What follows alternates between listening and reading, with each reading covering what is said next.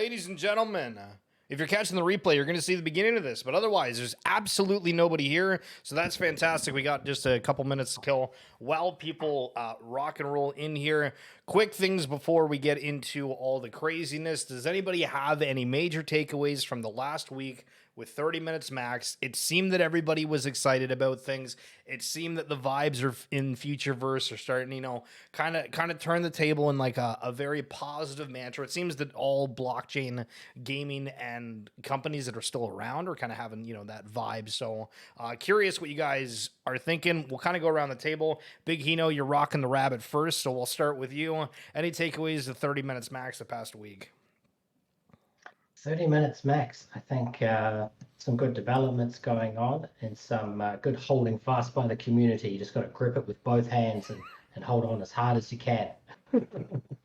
Seems like there's a lot of developers in the background that they're doing something, but it's very secret. So there must be a lot of coffee in there. Yeah, facts. AJM, anything that you kind of taken away? Do you guys listen to 30 Minutes Max every week? That's something that I'm always wondering about because it feels that in the Discord, there's, like 30 people that show up every week. And then when I upload them to YouTube, most of them hit about 100 views. So of our massive community, there's like maybe 150 people that listen to 30 Minutes Max. So AJM, are you one of them? I can, but honestly, I miss most of them. So I depend on like NFT Bros recaps. He's like a lifeline for me in keeping up with everything that's going on and all the different voice stats that happen. But like I dropped in a bit on the last one.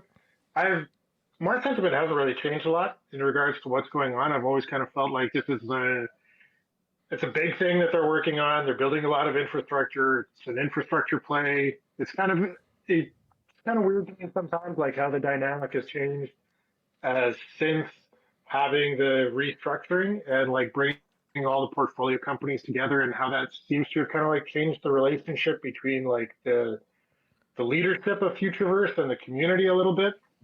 But my sentiment hasn't really changed, so I feel good about where everything's going. I think it's kind of weird that Future Pass is still down.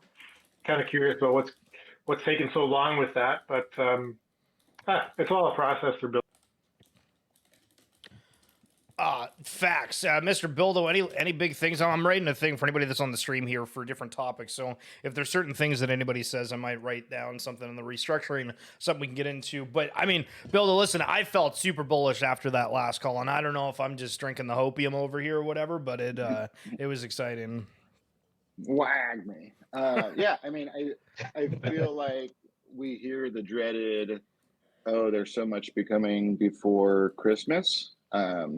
And we heard that last year, but it does, at least for me, feel very different than last year. And looking back and seeing how much that we've gotten in the past, 10 months even, I think I kind of realized how far away we were last year when those things were said. Right. But yeah, I mean, I feel like you could hear it in Mometa's voice. You could hear it in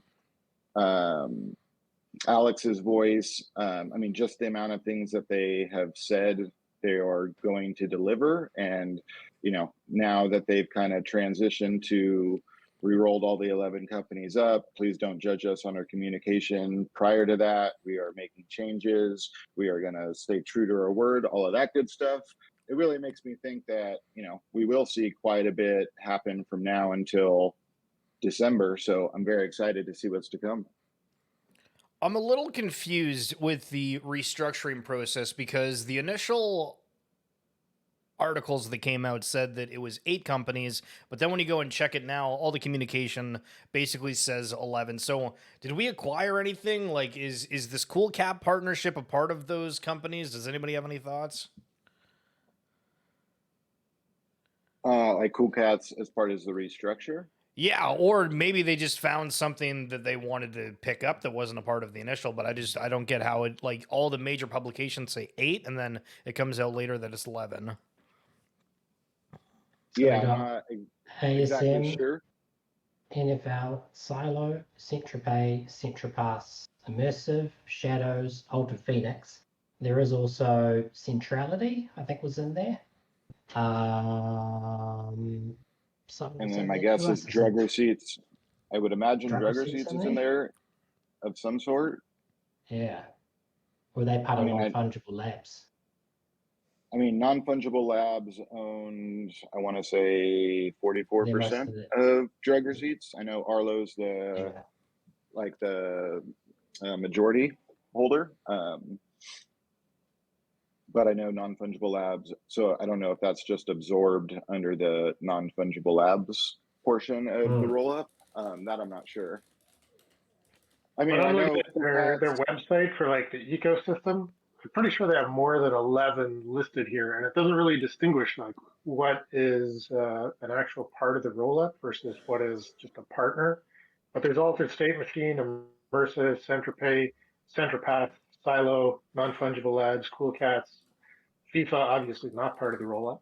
The AI League, AVG, Warner Music, some of these are clearly not part of the rollup. Seekers is, right? Next Legends, Fluff, Party Bear, AFA, Gods and Goblins, Thingies, Burroughs, Atom Car Club, Eggs, What a Workshop. Down there somewhere they got like drug receipts is kind of covered up by some stuff. Seems like maybe they don't prioritize that. And Vintage is covered up by some stuff. Yeah, I mean, I'll forever be grateful for drug receipts because they were my, gateway drug into all of NFTs and especially the Futureverse ecosystem. But they've definitely kind of been the redheaded stepchild of the eco for quite some time. So I'm happy that they're getting root. I, bought a ton of them in the beginning of my NFT journey, not knowing what I was doing and just, doing the classic ape in on whatever project you love. And I ended up with a ton of them. But I feel like they probably contributed pretty decently to my future score and going to be getting root. Still seems like they're priced pretty good purely from a future score perspective. A couple points for, 0.01, like it's not a bad deal. So yeah, pretty happy with them. It's amazing how many people you talk to, and then they're like, "Oh, I want to buy this, but I need to sell that. But if I sell that, I'm talking to my future score." And they're like, I'll just hold on to it for a bit."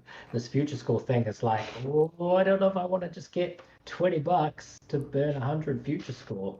Well, that's something that I wanted to kind of get into is that obviously there was this kind of big pivot. And yo, what's up, JJ? Where we saw kind of the focus being on NFTs, and then now they kind of came out and said, "Hey, NFTs are a super small niche where crypto. There's 100 million plus extra people that are engaging."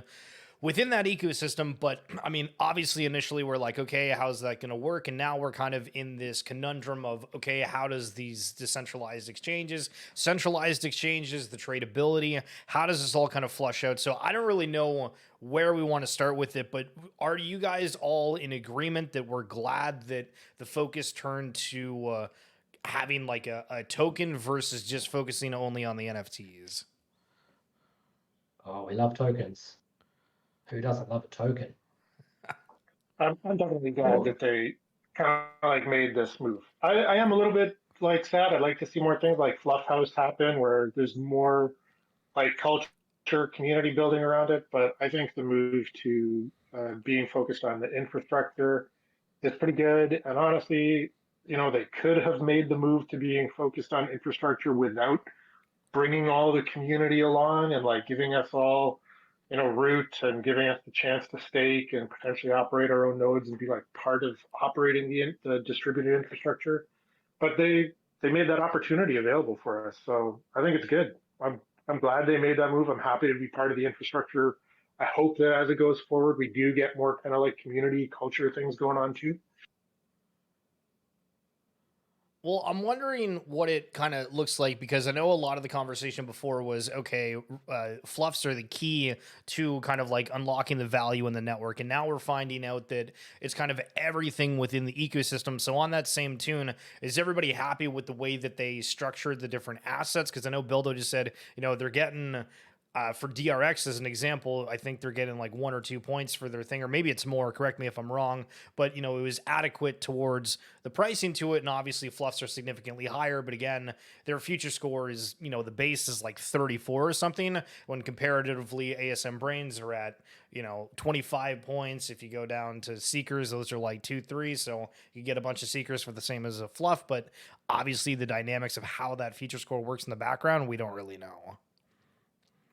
It's also interesting to think, though, too, that like they may not be the best future score, but just like I was, made very aware of the other day in Fluff Discord when talking about DRX being like a good value. Like everybody always says, APA seekers, like those are the cheapest. That's going to get you the most amount of points, and nobody talks about drugger seats. They are like a value from the future score perspective. However, I do understand the argument of what utility, how are they going to play a part in the third kingdom, and all of that, which are all very valid. We've yet to kind of see the big picture of how everything ties in together. So like we still don't know if there's going to be like fluff specific quest or fluff and bear specific quest that hey, you want to join in this one, you need a fluff to complete quest 7, you know what I mean? Like we're doing something special for fluffs, or we're doing something special for party bears or thingies, but not as big as it was for fluff. You know what I mean? Like it might be specific quests for specific different projects, but they may also be a less of a reward for completing a thingy quest compared to a fluff quest. How long until you think we see the specific asset quest? Because it feels like that's something that's new. And I mean, added to that, the speculation video, if anybody's not seen, I was thinking, okay, Crypto Eddie, who's a huge XRP, we'll call it influencer, had a fluff and was the first one that was able to get a bridge. So obviously there's a connection with the team there. I don't know how this roll-up's going to go. Like, is it something where we bring in the XRP community through a quest, just kind of randomly saying, hey, come to the network? Or what does that look like? Or is it the showcase? Because that was the other one where we're going to see fluffs being able to get bridged, and somehow they're able to show this on a much bigger scale. It's interesting. I mean, I've said for a while, and like even yesterday after the 30 minutes max, they streamed that TV show, and it had Alex, Aaron, Brooke, and a little bit of David in there, and it really brought me back to like the beginning of Fluff, and they kind of talked about Mint Day, and then Alex and Jesse coming to Brooke and Aaron with this like whole crazy, well-developed storyline behind all of the fluffs and their origin, and them being underground, and that's why the burrows were the first place that it makes sense for the fluffs to be. And then something happens, and now we have the third kingdom to where the fluffs can explore. It really made me miss that storytelling aspect that kind of made me fall in love with all the lore of like even leading into the Seekers Mint, the way the Seekers were like introduced into they're going to be fighting goblins. Like it was just so well done, and I just feel like all of that has been put on pause until the root network is live and running. So I do feel like they're going to continue to probably do some quests that hopefully continue to expand potential new users. But I also feel like, potentially bridging fluffs, or the red packet that was said to be for bears and fluffs. I don't know if they do that like, hey, anybody can participate this way and you get a small chunk, but if you have a fluff or a bear and you do a scene swap, then you get a much larger chunk, just to that way everybody can feel included. Or if there is going to be some stuff that people are like, what the fuck, I don't have a thingy, you know what I mean? I have a fluff. Why can't I compete in this one? We just don't know. You know what I mean? It'll be interesting to see how all the different dynamics of all the different types of quests that they come up with. Has anybody got extra thoughts regarding anything quest-wise here? I would think very likely bridging fluffs becomes a quest in the not too distant future. In terms of other quests related to specific assets, I kind of wonder if we get maybe a quest related to the next Legend boxers, because it seems like a lot is going on with them. Maybe something happens with that. From the Yeah, point I of like think the almost like XRP community and bringing people in, I feel like it's got to, the thing to sell them is really like the infrastructure, right? And you can, get root, and then you have the potential to like earn more XRP in future, right? By staking and getting vortex tokens and getting more XRP. I'm not really sure what the sell is to them other than the infrastructure play, but for us, like inside the community that being along, I think we'll get some asset related quests that are coming. yeah, it'll be interesting with boxers because I feel like a lot of the customization comes from being able to open up the bags and getting those items. So I'm curious to see how the functionality works. Do you have to bridge your bags over to Root Network to then open them, super cheap, or like, is that a quest? You know what I mean? Or do they want all the items that are being opened to be opened on Root and be Root native? Because I feel like the customization that they've kind of been leaking at, coming soon, and it was like different hairstyles and things were changing. I'm imagining those items are coming from bags and being able to open our bags is kind of what my assumption is. It kind of feels like they're announcing thing. Like, I guess announcing is not the right word, but like I feel Muhammad Ali, the Next Legends account, when you're comparing it to Seekers, AFA, I mean, hell, even like the FIFA Women's World Cup, I mean, everything else, like, why does it feel that the boxers are like the furthest ahead, at least in terms of like the communication? Do you think that these have all separate teams that are doing it? Is it just the way that the Next Legends is that they're able to share more? Why is that one seeming to get kind of so much more attention than everything else? I don't necessarily personally feel that way. Personally, just from what I'm seeing with comms, but they're definitely different teams. I was one of the fortunate people to do the video call with the Next Legends teams on the interface, at least some of the devs, and definitely got the feeling that they were separate teams.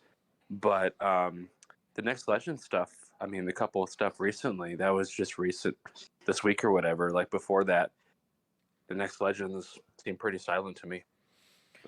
That's a fair point. Yeah, No, listen, I remember seeing the tweet the other day, and I was like, okay, that's it feels like things are happening, but that's a good point. I'm wrong, and I'm kind of just the recency bias. But Ajim, yo, what's up, dog? Thank you so much for the primer there. But yeah, okay, so that's a wag me moment. That's getting a subscription from the one and only Ajim. Yo, so big wag facts. me. Oh, wag Shout out to me. Ajim.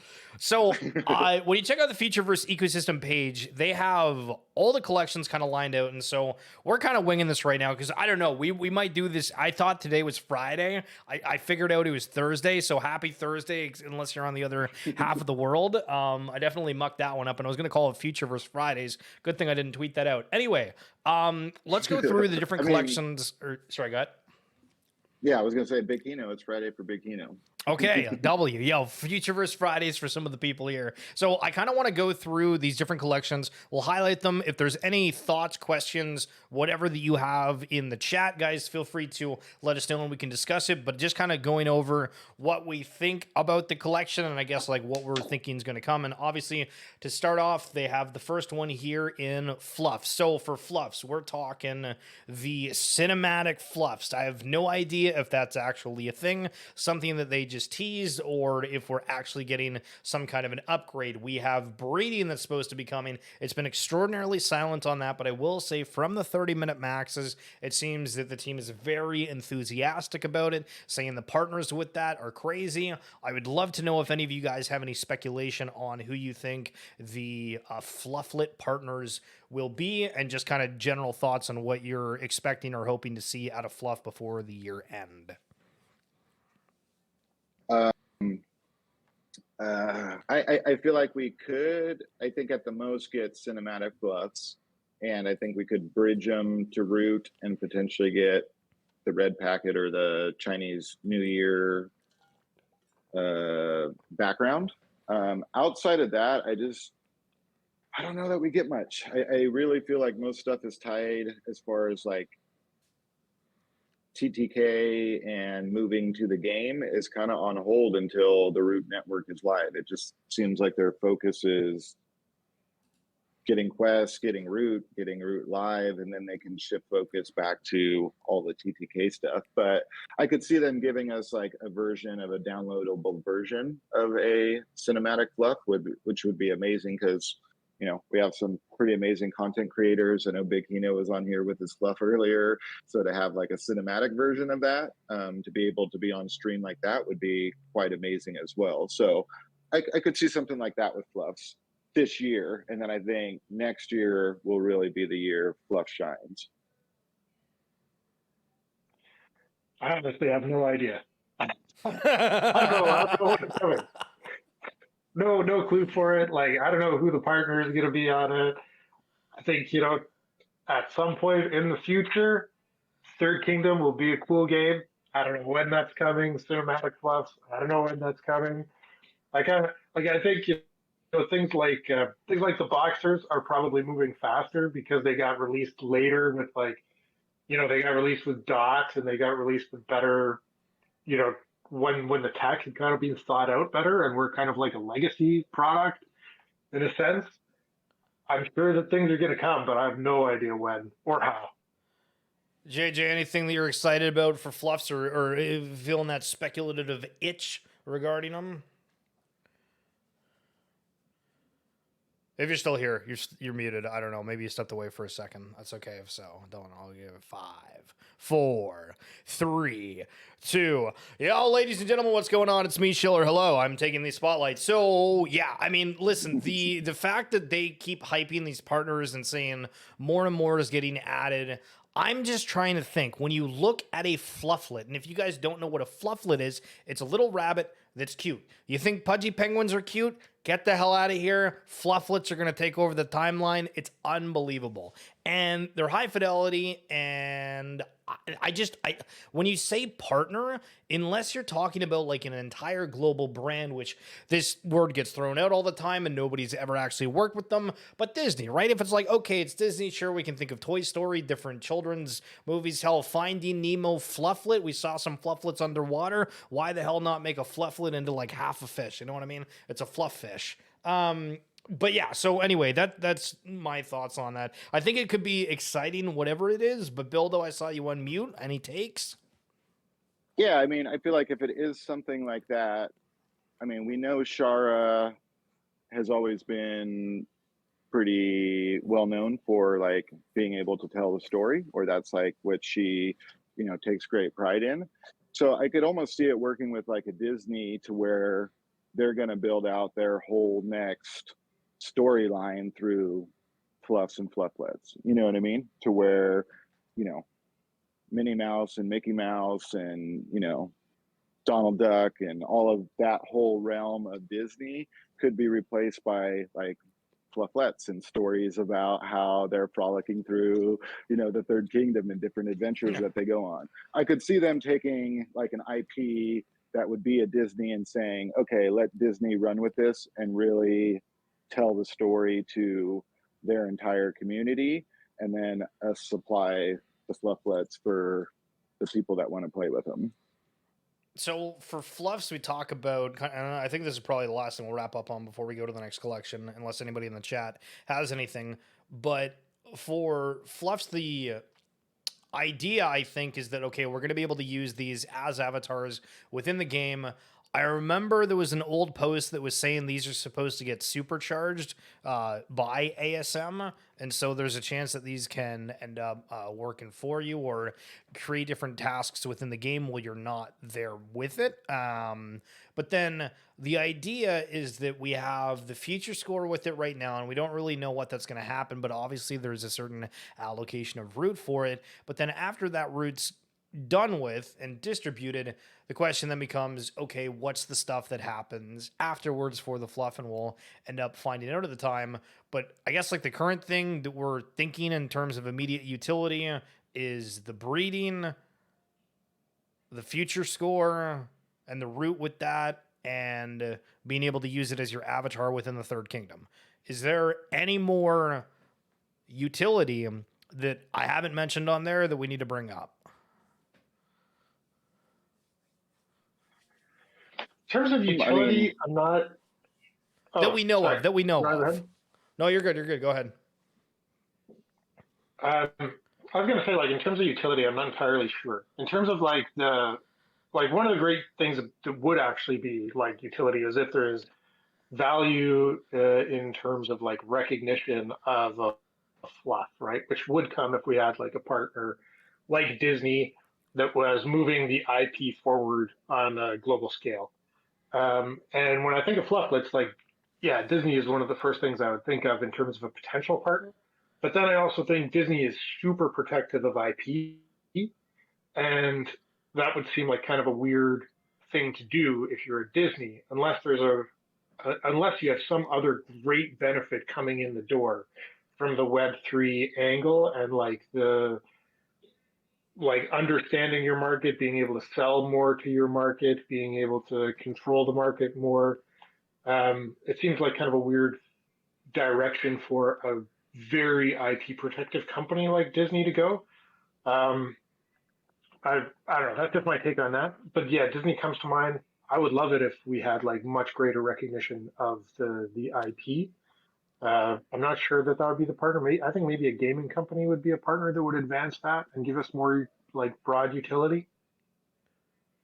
Well, it's a kind of a weird thought when you put it like that, because I mean, like, in terms of recognition, my mind goes to like, okay, you're scrolling Twitter, and then people that aren't like just hardcore in the, you know, blockchain space are like, oh, that's a Fluff World avatar, right? Like, I know Pudgies are in Walmart, but I don't know how many people like have randomly bought a Pudgy in Walmart, and then they go on like X and are scrolling, and are like, yo, look, there's a Pudgy Penguin avatar. I mean, it's kind of a weird thought. But super quick in the chat, yo, Mark Laura, what's going on? Yo, Fresco, you're a beauty. Listen, I know you got Amazon Prime, Twitch Prime, whatever. Hit that up, my man. I am sorry that you got smoked with the ads. Yo, T-Doge, what's up? Good morning, room. Why would Disney bother with fluff? I never understand this talk. Disney will just build their own IP. Yeah, no, I agree. Sorry, I think you joined a little bit late. My only thing was the team talks extremely highly, saying the partners specifically for Flufflets is amazing, is astronomical, is whatever. Maybe it's like the partnership where we saw with Fluffs, where it's, you know, the Damien Hirst skin, and it's an artist one. I'm just trying to think of, okay, what kind of brand do you just like randomly take? Like, you can't take the brand of like WWE and turn it into a Flufflet, or like maybe you can. That doesn't make sense. If you take sports teams, again, that doesn't really integrate over into fluff. If you take different story narratives, okay, then you're dabbling with different IP, and what kind of thing would fit a flufflet. And that's a question that I don't know, unless it's I'm losing my train of thought. All right, I'm gonna move on. But anyway, yeah, so we'll close that on the fluffs. If there's any extra talk or thoughts here as we're going, guys, again, feel free to bring it up in the chat. So AI League, this one has been super interesting because AFA itself, the team said, got put on hold. A lot of people weren't thrilled with that for the All-Stars, but then it kind of comes out, okay, like there's not a whole lot to do with the brains yet, except for the future score. Obviously, that's super cool. But what are the thoughts with the AI League, Bildo? We'll start with you. Yeah, I mean, I've enjoyed it. I went hard in the very beginning, tailed off, but then I've started playing back around now that we kind of know that they're all or will or could be tradable. So I kind of have just like taken a couple players and continue to play them and train them as much as I can. And kind of like what we were talking about the other day of like, or I think you commented on X about, you know, would people pay for an advanced player, or would they pay for like specialty skins? And people pay more for an advanced player.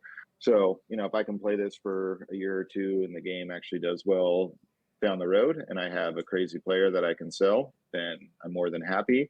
It's been awesome to see the rewards of all of these people or all of these characters getting minted on XRP and Root, and seeing our Vortex rewards grow by all of these minting out, I would imagine that they would continue to grow as more and more of these things get minted out. And it's just like, I mean, I know Fresco's in here and he has said, you know, from a mobile gaming perspective, 500,000 downloads isn't a whole lot. But if it's just like a small spectrum of that and it can showcase the capabilities of what you're able to provide for your gaming community with true ownership of all of your assets and a platform where you can trade all of those assets with any type of currency, then this is just a small step in the right direction to prove to, you know, a Clash of Clans or a Pokemon Go or something like that, to where, you know, you're catching and owning these Pokemon and then you can trade them on the market as well. So it's just a small step, but we can already see big rewards in the Vortex. So as more and more applications continue, I don't think FIFA is the end all be all or what's, you know, ultimately gonna, you know, let us retire or anything like that, but it's definitely a showcase of the potential of what you can do, and I'm excited to see more people look at that type of setup and how bigger games can take it even further. Yo, Juicy, what's going on? How are you, boss? So, yeah, on the screen here, what you guys are looking at is most played mobile games by player count. I just thought I'd look it up to see.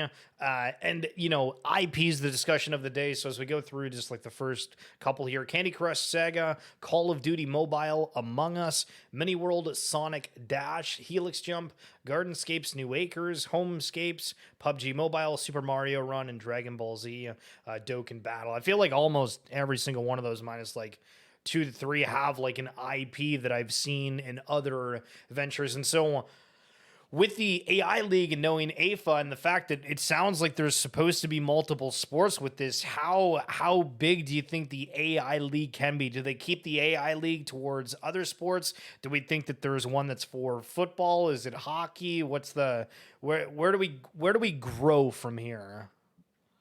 I mean, I think we get AI carts next. I mean, Racing, we saw the leak for it. right. Yeah, I mean, I think that's probably the next one. I think something that's interesting with the AI League, and like I enjoyed the game. I think it's a good, like, fun game to play. But I think something that's kind of interesting is like the fact that it's not connected to our future pass, right? And it's not connected to our wallets. It's basically connected to an email address.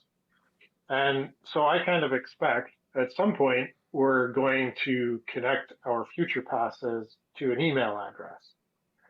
And I always just kind of think, like, you know, if some of the collections that are being developed are kind of like showcases of tech to bring to partners, and what are the big partners that are really going to grow the network want, you know, like when you look at someone's Web3 wallet and they've got different types of tokens in there, they've got basically money in there, right? It's like looking into someone's bank account.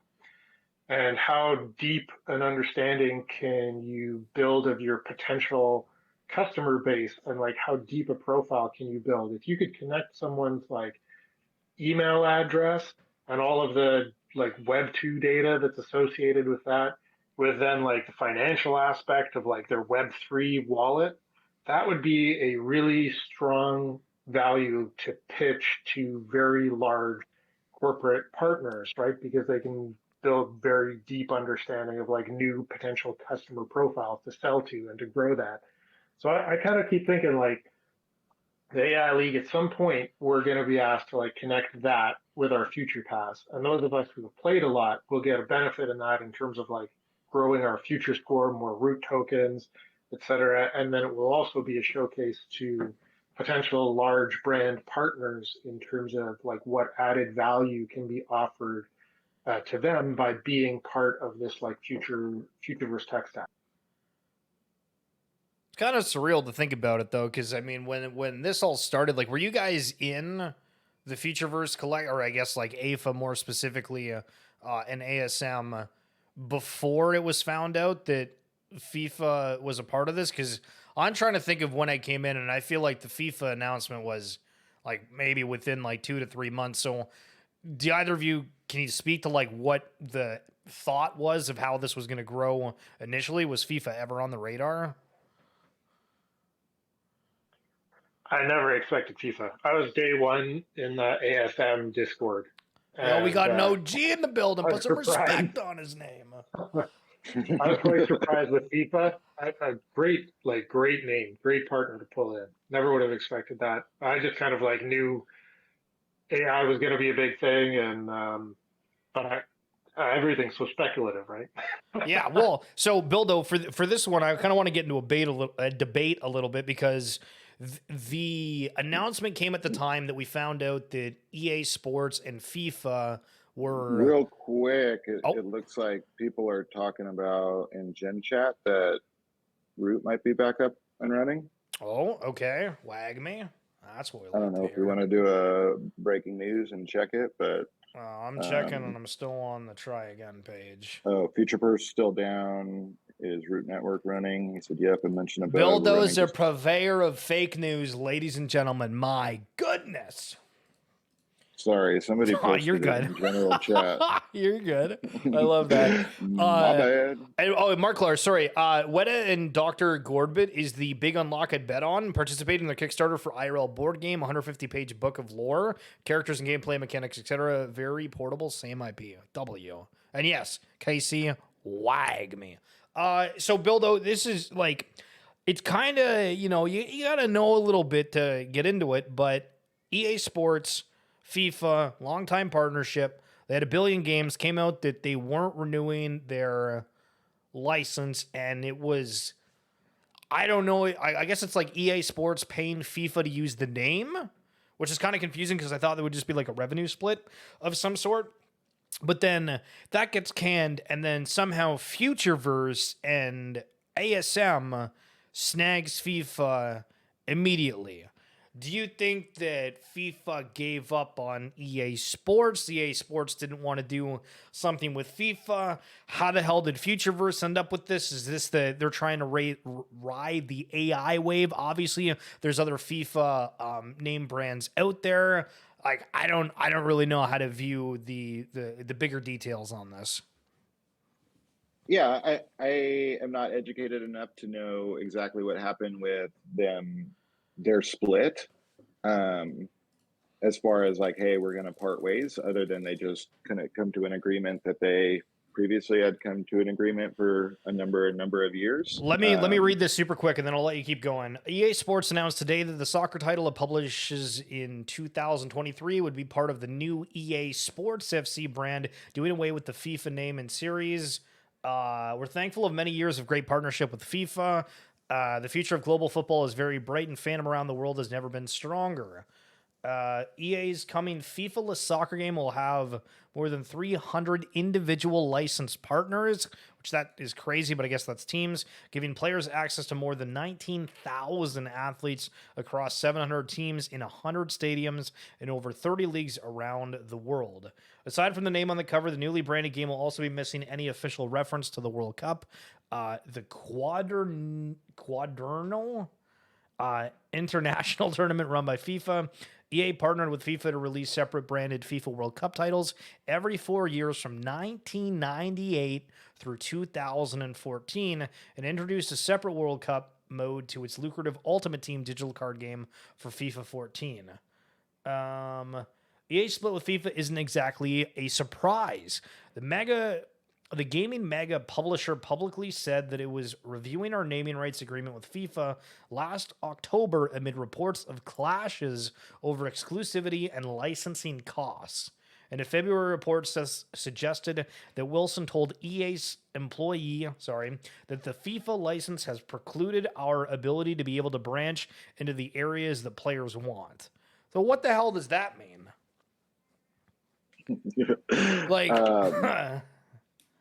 Yeah, I mean, I feel like it was a great partnership for a long time. From what I've heard, the newly branded EA game that is or was FIFA has done very, very well.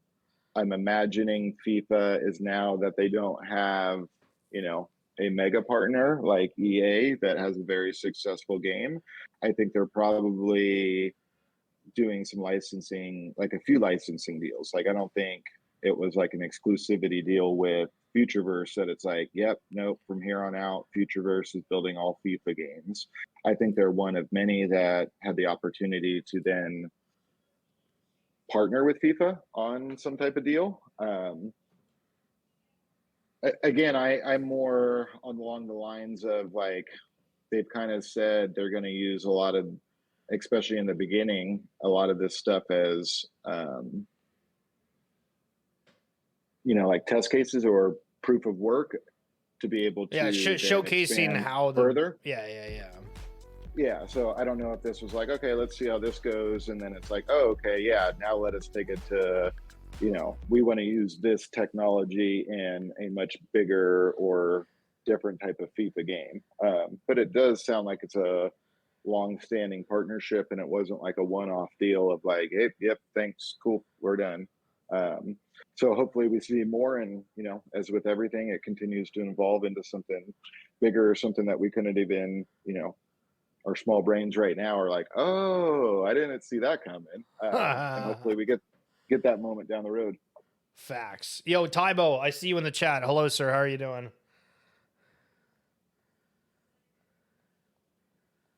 Going once. Going twice. Going twice.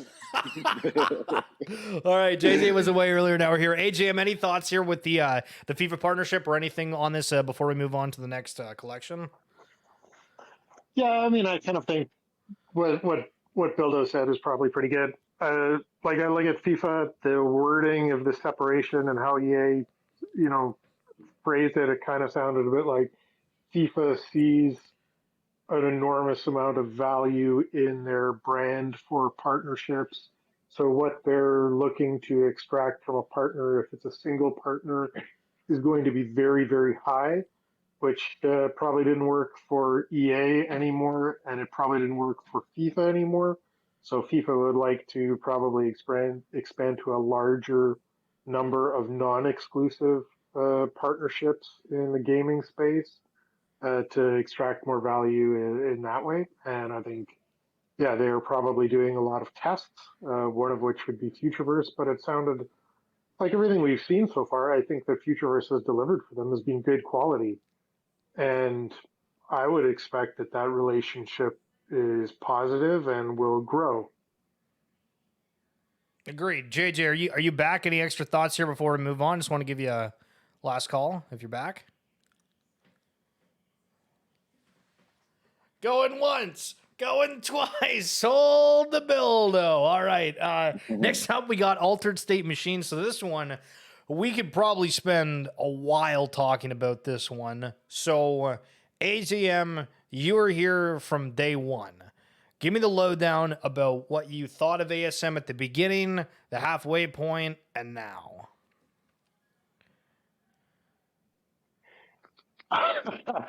ASM is kind of like it's the biggest, most mysterious play, right, in all of Futureverse. When I was right at the beginning, like I joined, all the voice calls that I could, right, from day one, and so listening to David talk, I was impressed that he had some he had some like good high level ideas, and was not like a lot of people in the space are, just kind of like hype and BS, but he seemed to know what he was talking about in a very solid way, even though it wasn't entirely clear how everything was going to materialize yet. As it's gone along, I feel the biggest question marks for me kind of have arisen around the explosion of generative AI, GPT-4, image, other, like Mid-Journey and DALL-E and these. And they've moved so quickly and so publicly and have commanded so much market share that like the questions that started to emerge were more around like, how does ASM compare in the tech that they have?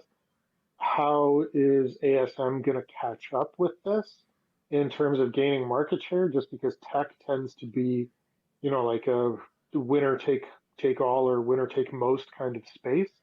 But then we've seen really interesting things like the Gen 1 paper that was released and the examples of Gen 1 music generation have been very impressive.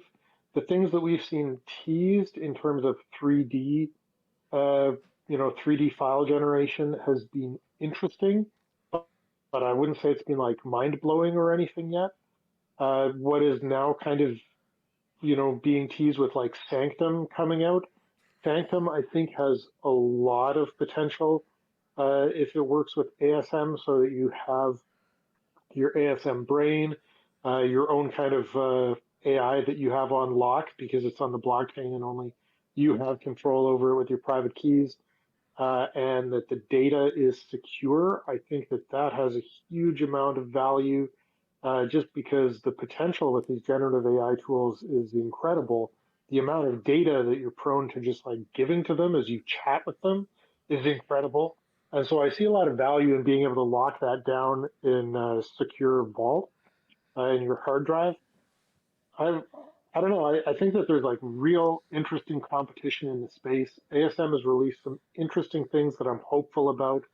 Um, but man, there's a lot that is yet to be seen in terms of how like business models get optimized in like the generative AI space as it grows. Um, a lot of question marks still, not negative, but a lot of like open, interesting questions to be asked.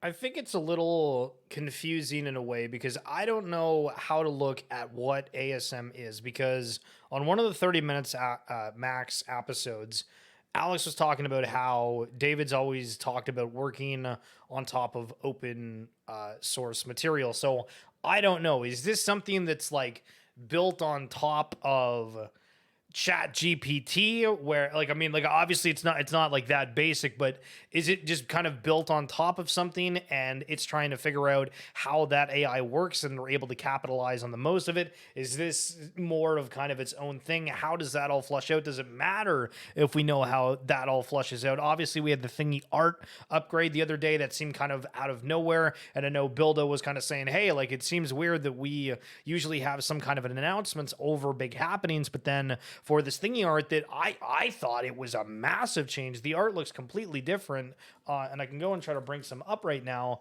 But it's like, just kind of how does this protocol develop, move forward? Is it its own thing? Is it built on something else? And, how much can it expand? Can I jump in on that? Yeah, Or for Yeah, are sure. you going to go ahead? All right. I'll say just a little bit then, like quickly. I think even with as big a war chest as they do not have the money to train competitive foundation models. Like there's just the cost involved in training foundation models is too large. So I think they will build upon foundation models that are open source, like Llama for generative chat, I would guess, right? So that's the type of thing that they will do, and then they will tune it, and how they tune it will be interesting. The music seems like they're doing some really high quality innovation in there, but I think it needs to kind of be brought back to like IP and partnership again. So, for example, if they partnered with like just Disney, picking a name, but it could be anybody that has a Don't big say stock of don't say IP. Disney. Fresco's gonna lose it in the chat. Well, anybody that has a big like collection of IP, and the approach the team has taken has been very strong on, you know, using training data that is controlled IP and that is not going to violate somebody else's IP. So they need partners that are going to bring IP that they can use to tune these models on. And then can we create outputs using their IP? Like, for example, could our thingies at some point produce like like Avengers, like Avengers Yo, art, hell yeah, right? brother. But it's actually coming from a licensing partnership with Disney so that it's not violating their IP. But that's the kind of thing I think that would just like an interesting direction for going. Tybo, I heard you a second ago. Feel free to jump in, boss. Sorry, I just took a mouthful. Give me a sec. Nah, you're good. You're good. But the That's thingy what art she here, said. if you're on the stream, we're going over the thingy art. Like it's definitely a lot better compared to what it was. Oh, absolutely. I mean, it's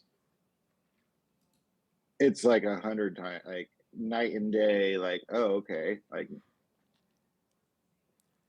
yeah, I've been very happy with it. I just wish the wait times weren't as long. Dude, the wait times are absolutely garbage. I get, like, it kind of confuses me though, because I thought we were going to be able to like get moon rocks from like doing something with thingies, but now that we keep having to spend our precious asto, like it's over, brother.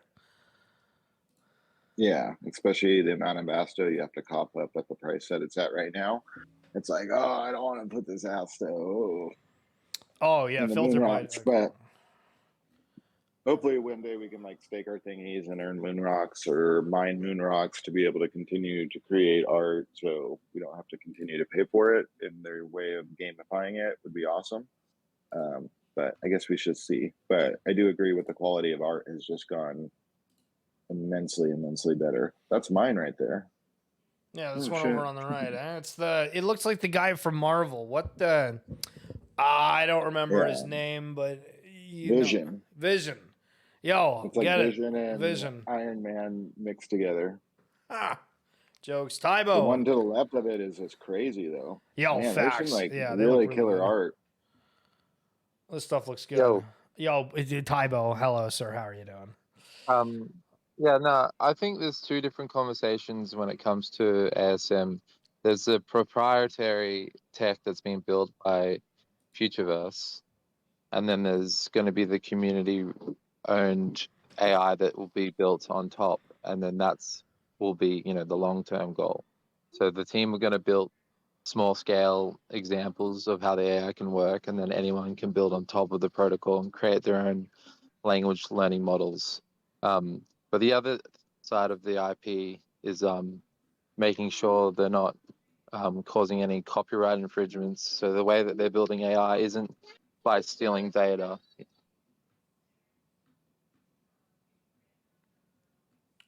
Oh, Tybo got rugged. Yo, Tybo got rugged. Did he actually? No, sorry.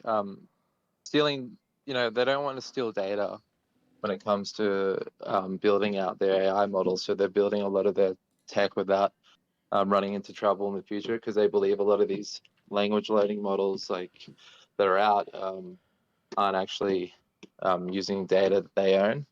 So they could be facing a lot of trouble down the line, and ASM is trying to avoid that altogether, which is, I think, important in the long term. Oh, yeah. No, that's a good point, because I thought Shara brought up this thing about how like brains and artists and musicians and all this stuff, like it's all connected. What do you think's gonna play like a bigger part with ASM, the music side or the art side of things? Like what component of that do you think's gonna be bigger? I think music can have a bigger impact, and art will have a more broad impact, if that makes sense. I think if you could use music in a way that's assisted and really helps a producer like streamline their music, it's going to have a big impact if they make a good hit. Whereas I think art will have a broader application for the everyday user, but also I think music will do that as well. But I just think music could have a bigger impact than art, because I just feel like art is generalized. There's a lot of models out there, but if Futureverse pulls off this text to music generator and it's like world class, I think it's going to have a bigger impact on the music industry than what's already out there with art, because there's a lot of competition that's out there. So I just think music will probably in the short term have a bigger impact, but I guess we'll see, because there's 3D as well that the team's working on, which we haven't seen too much about yet, which I'm looking forward to seeing. This is the nicest piece of dirt I've ever seen an AI generation create. This is absolutely stunning. But on the topic with ASM, as we're going through the thingy art here, what? So this Gen music paper that's supposed to deal with like AI music text generator, we're like assuming, or at least I'm assuming it. Oh my god, look at the realism on this. This is crazy. I'm assuming that there's gonna be like a connection with the brains and like Gen 1 and this music and some of these other things. Am I wrong with that assumption? Like, are they separate, but they're like brains and Gen is a part of ASM, but just not connected in any kind of way? Because I don't really understand it currently. I don't think it's quite clear how, but the team are working on using the brains with this technology. It's just how we figure that out. The idea that maybe a music producer creates all these songs with AI and they learn the likeness of that artist, and then they could like have that imported into the brain, and then they could duplicate that brain and then sell it to people that want, like their own virtual DJ that acts in the likeness of that producer. But then there could be other things that I can't really think of right now that will implement the brains, like premium access to or early access to the tooling. You need to own at least a Gen 2 or a Gen 1 brain for early access to things. So there's a couple of ways that I think they could utilize the brains, but in terms of actual integrating into the brains themselves, I think it, because I'm not a music producer and I'm still trying to think how they would implement it, but I'm sure there's plenty of ways that they could implement it that would make sense, that are applicable to the brains themselves, and not just a standalone product separate from the brains.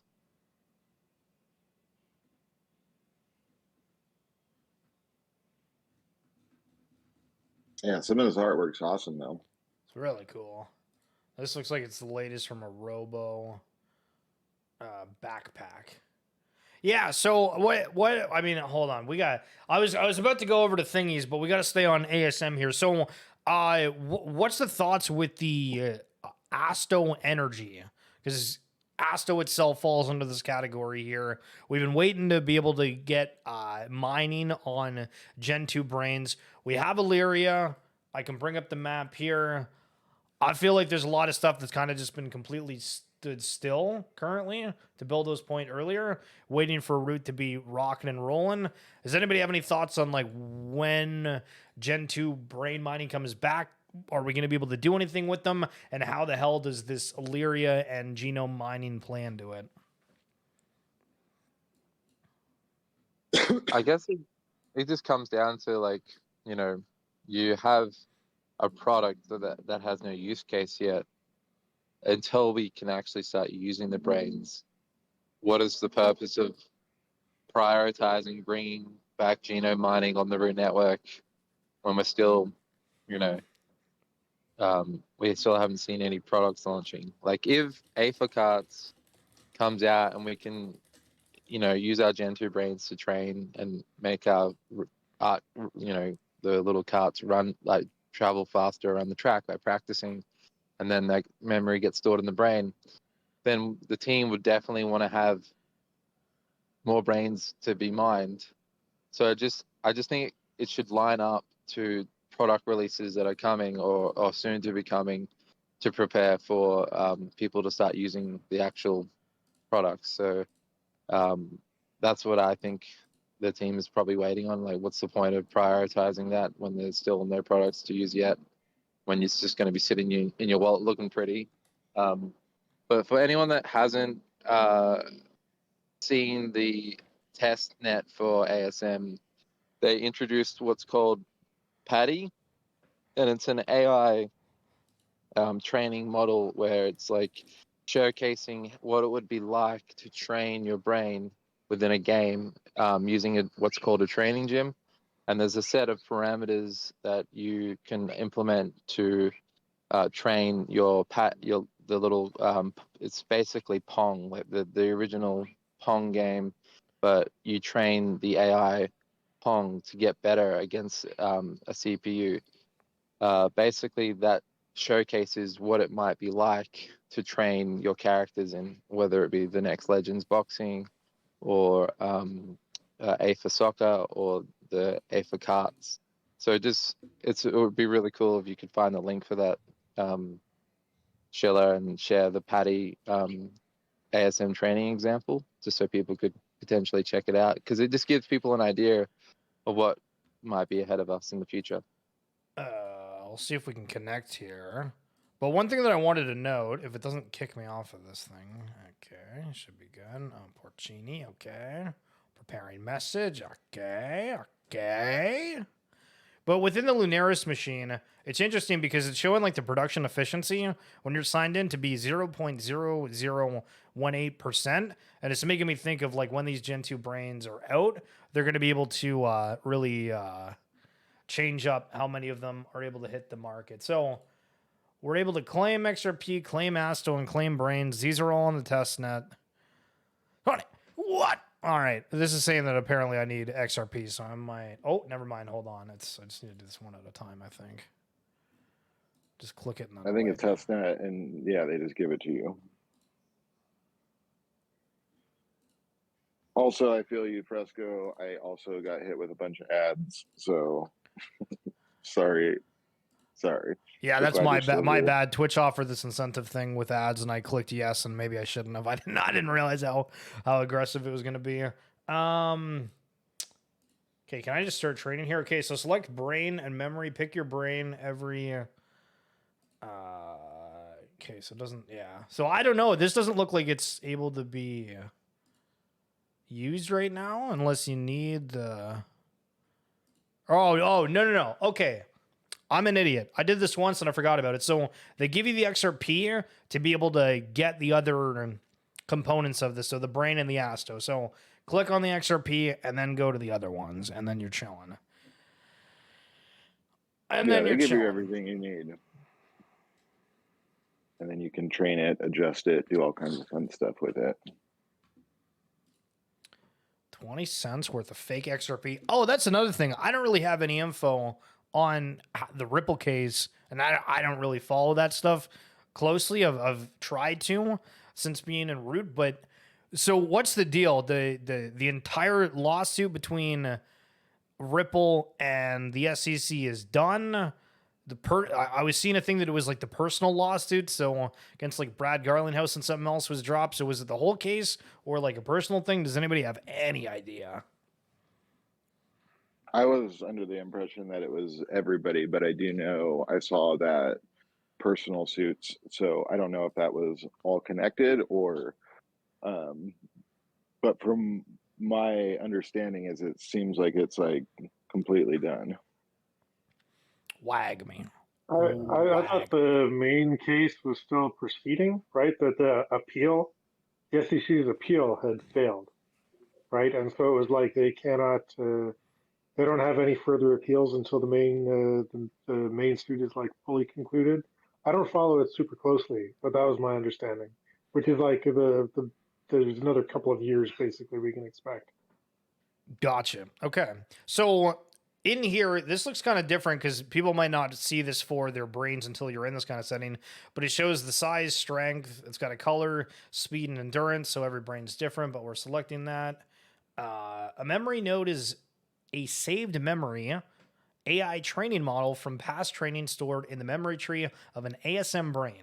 Select a memory node to continue your AI agent's training or start from a new untrained memory.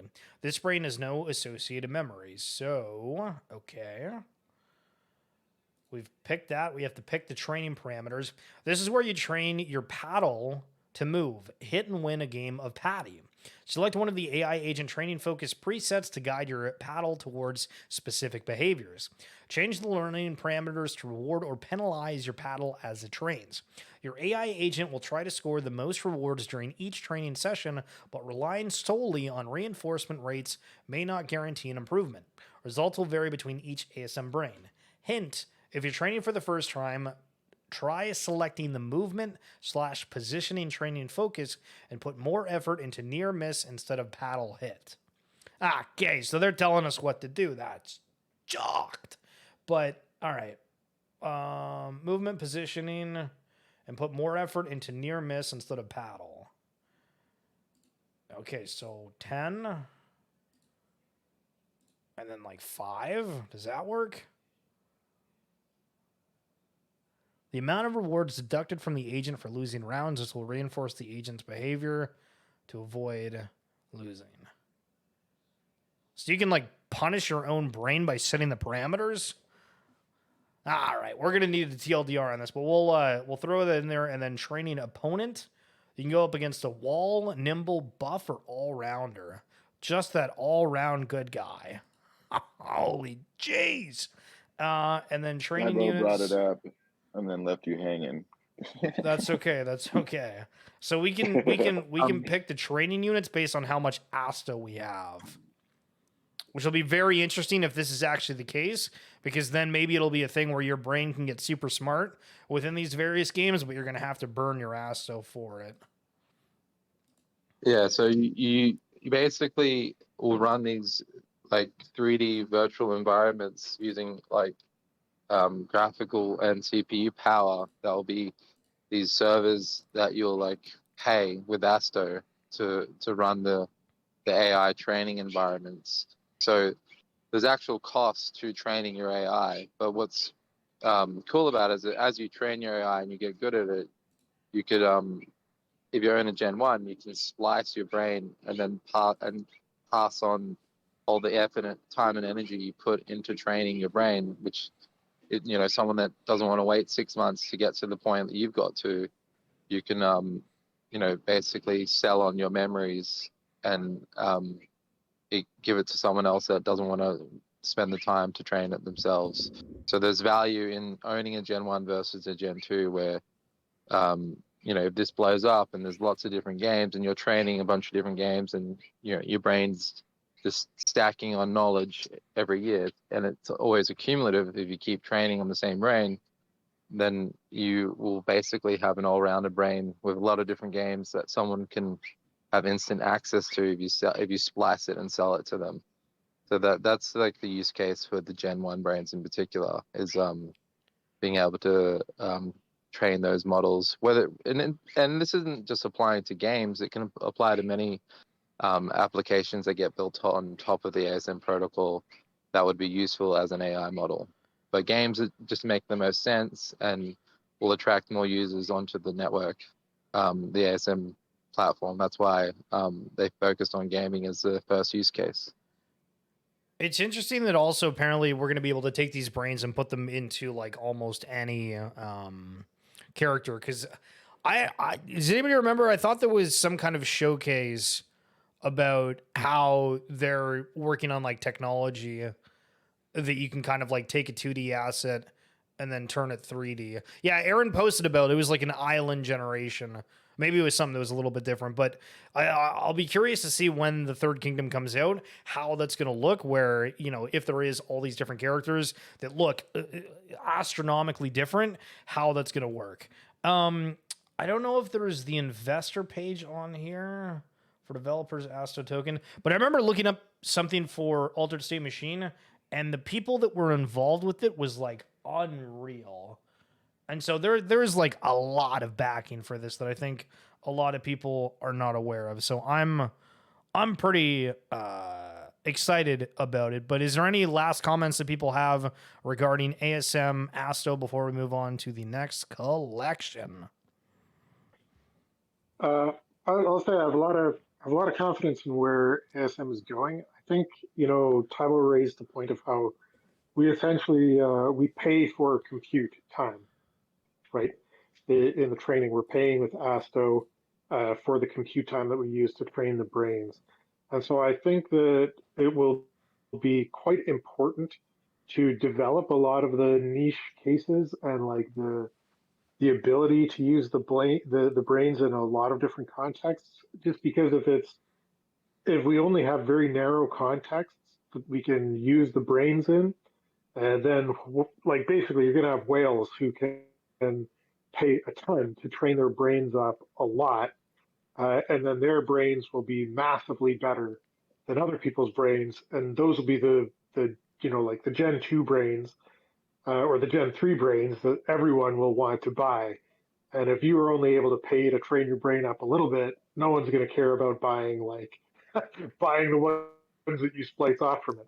Right. But if they can if they can make it so they can be used in a lot of different contexts, then it's pretty much up to like the creativity of the individual brain holder for what niche you want to go into to train your brain up on to create value for people. And I think that's going to be the very like interesting stage of where this gets to is like the long tail of all the different niche cases that people can creatively train their brains up on, even without having a massive amount of capital to put into Apto for paying for compute. Bildo, Tybo, any last things for ASM before we go to the next, which is going to be the party house, party time? Yeah, no, I mean, I think we covered a good amount. I know we still got probably a decent amount to get through, so we can happily move on to the next one. Okay, so Party Bears, this is a collection that I mean, I would argue that if Party Bears were like the face of Futureverse, like Fluffs were, there might be a chance that people that aren't in the community collection would like them more. Like I feel people are able to vibe with the Party Bears a little bit better. We don't know what these are going to do, except apparently I'm going to assume something with buzzies because, you know, honey, bees, bears, story as old as time.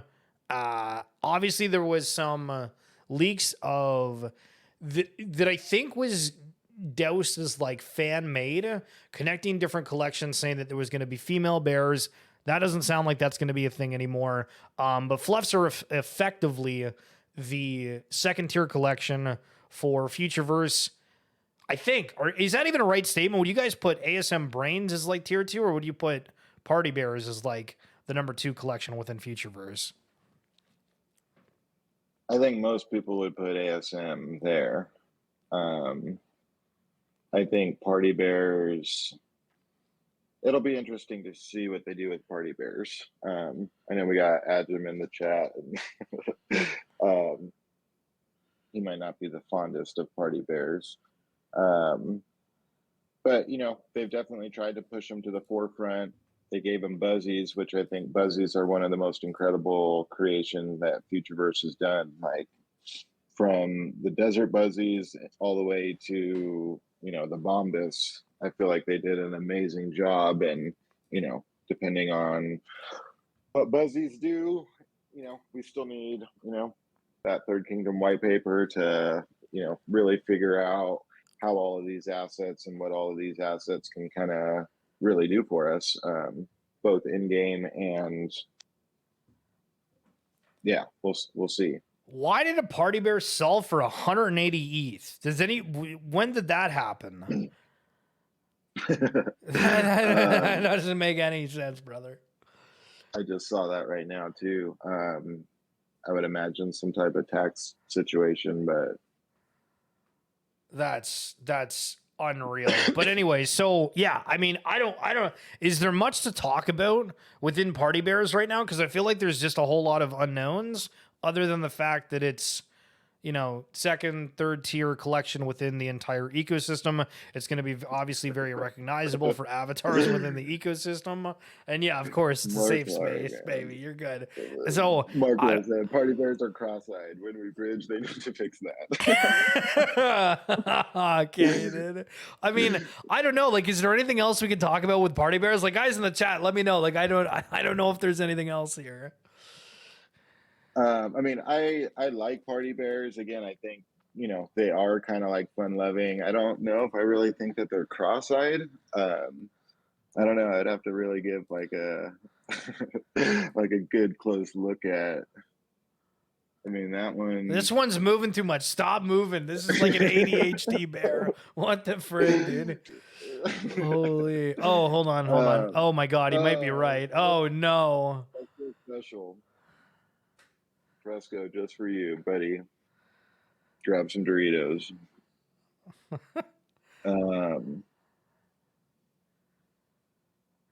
Do you feel like they're cross-eyed? I don't know, guys. What do you think? Do we think this is cross-eyed or no? I'm like, I don't think. it's like you're I feel like teetering it's the like line, borderline. okay? Yeah, you're teetering the line. It's 50-50, baby. They might be on the spectrum, but I don't think they're like full cross-eyed. Goodness. Okay. All right. Okay. But So I mean, I've always liked Party Bears. Party Bears was like my first like real entrance into the whole eco. I've always vibed with them. I think they look amazing when they're in the cinematic version. Like that GIF of the party bear laying down with the Buzzy that comes and lands on his nose. That was triggering the win in Discord for a little while. Like, I think they look absolutely amazing in that type of atmosphere. So it'll be curious to see. Again, just kind of leads me back to them doing the TV show and kind of like talking about the history. It's really exciting to me how they will tie Party Bears into all of the lore. But you know, they've done the comic. They had the comic of the Party Bear and Buzzy and telling that whole story through. So maybe they do some more stuff with like Project Tempest, or you know, that's their vein in the Third Kingdom. I don't know. We'll see. okay, the speculation here. So the house in the background apparently is the Konami or Hami. I forget the word, but there's hold on, Dragon Ball Z house name. The Kami house, right? So we click on this thing and it looks exactly the same. You guys have seen this before, right? Dragon Ball Z. It's the exact same, except this one is called Bear House. Is this just like an homage and an artist appreciation for the series that is Dragon Ball Z, or is this a fat sack of alpha? It's an homage. You think it's an homage? there. Okay, okay. Yeah, of Kill course. my dreams, Tybo. Thanks, bro. It was part of the OG collection. It wasn't like ever introduced later. So it's just paying homage to the original Dragon Ball Z, Dragon Ball creators. I think it looks cool. It does. It's one of my favorite ones. Agreed. Okay. Now that we can't come up with anything for Party Bears, let's move on to Seekers. Was there anybody in this chat that was a part of Seekers from like the first month that it came out? Because I am super late to the ecosystem. Yeah, that was like the first mint. I minted drug receipts, and then like I want to say 2-3 weeks later, Seekers was minting. I was already like full on into the broader eco and trying to figure out. So I was excited. Seekers was my second mint, and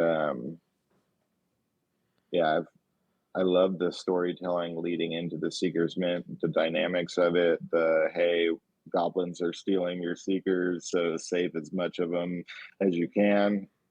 Interesting to see how they rolled it out. At the timing they rolled it out, it was like kind of the end of the bull run, but you know, they sold out 48,000 of those things in an hour and 15 minutes, which is still like pretty incredible of a feat to be able to do.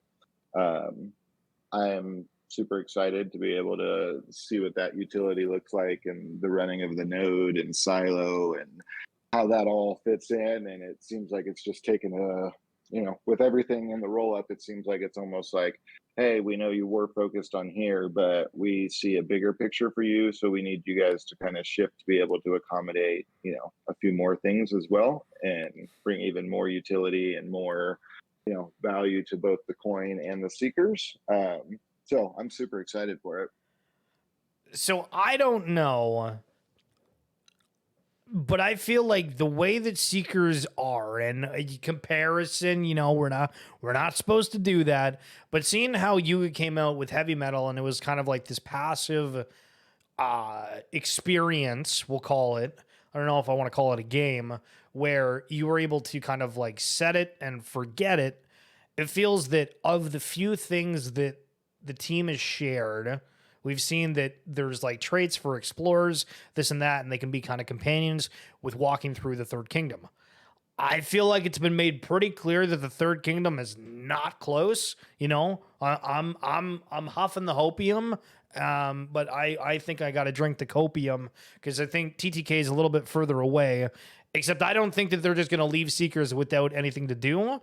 So I feel like Seekers would play into like some kind of passive thing if they have like soft staking that some of these other collections have had. But what do you guys think about what Seekers are going to be able to do right now? Because I think that it's the nodes, right? And then it's the ability to use it within the third kingdom, and then future scores. Is there anything that I'm missing within that? The only other thing that I guess it's technically not the future, like it's not the third kingdom. It's the Atom Car Club robot. How Seekers will play a role in Right. working in the garage. Can you say that From again? memory. So the Seekers will play a role in being like a little mechanic in the garage for Atom Car Club. Can you say garage again? He didn't The get. garage. Dude, I love the way you say that shit. It's great. Oh, okay, keep going, keep going. Oh, the setup.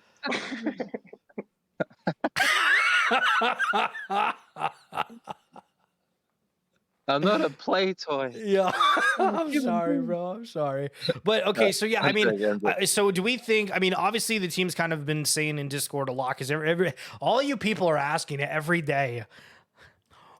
Is Atom happening this year? Is the car claim this year? I feel bad for Mo and everybody else because everybody's asking that all the time. But so you think that the next Seeker ability to use something with them is going to be in an Atom Garage? Now, do you think that that's only going to be specific for some of them that have the gasoline Atom Garage background, or do you think it's going to encompass pretty much all of them? Well, so if you look at the Seeker backpacks, there's one that has like specifically a mechanic backpack. Okay. So I would imagine that might have the utility. Look, this is me speculating. I don't think Seekers will be implemented first into Atom. It's so just we one of should have the burned them. things. Tybo's saying we should have burned them for the goblins. That's tough. I mean, so on that topic though, or sorry, Tybo, any last thoughts on that before? Sorry, I didn't mean to cut you off there. My mind went wandering. Yeah, so like the promise for Seekers, I guess at the end of the day, was gamified node running for Silo, but I would imagine like the whole point of Silo is to be like this interoperable decentralized comms for like any metaverse application.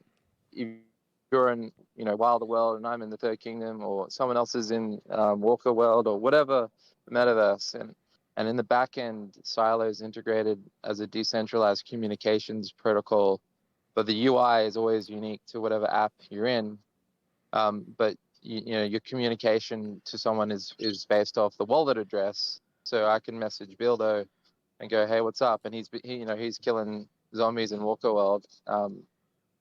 It's just the ability to have that direct communication without a third party. I think is the future, and I think privacy with your comms, and you're not getting data mined. That's part of the original use case of Silo. So when it comes down to it, like we could have these gamified nodes with Seekers, but until these products are being used and Silo is being used with these different metaverse applications, it's still all in the when stage. So I guess what I'm saying is like these products need to get built and showcased and used for Silo nodes to be viable, and just like the root network, you're building on the root network, Vortex rewards get bigger. The more people that use Silo, the Silo node reward to get bigger. It all just like requires applications to be built on top and used for it to start to make sense and work. But I think we'll see more of Silo next year, specifically with the Seeker nodes, but I guess we'll have to see. The only thing, and they do look incredible, man. Like just seeing you scroll through a few and open them up, man, like they really did. I mean, I was watching a movie last night, and like a Seeker looking thing came flying through it, and I'm like, oh, that immediately reminded me of a Seeker. And I've seen that in a lot of different games, movies, all kinds of stuff. So for that specific type of like flying robot assistant type of thing, I feel like Seekers nailed it. true. But I understand some people's disappointment or things taking longer But I think the lore has been amazing around them. I think they knocked it out of the park with the animation and the detail of the skins and all of it. So I'm really excited to see what all we're going to be able to do with them. Backpacks, what's in the backpacks? What do the backpacks mean? What can we do with those items? Like so many different, potential opportunities. So we'll see. Yo, Thor coming through with that primer. Thank you so much. And Mo Fluff, I don't even think I said thank you, but thank you, sir, or a goat. The only thing that I really hated about Seekers is when the team did the promotion, I guess we'll call it, between do you save the Seekers or burn from goblins? Respectfully, the Seeker team did a hot garbage job at trying to defend the Seekers. They got on there. Listen, the production value I thought was kind of cool. They were trying to like make it seem like, oh, this team's floating over here. Oh, they're taking over the controls, this and that. And then it was like, okay, guys, why do you keep the Seekers? And they're like, well, you got the dashboard.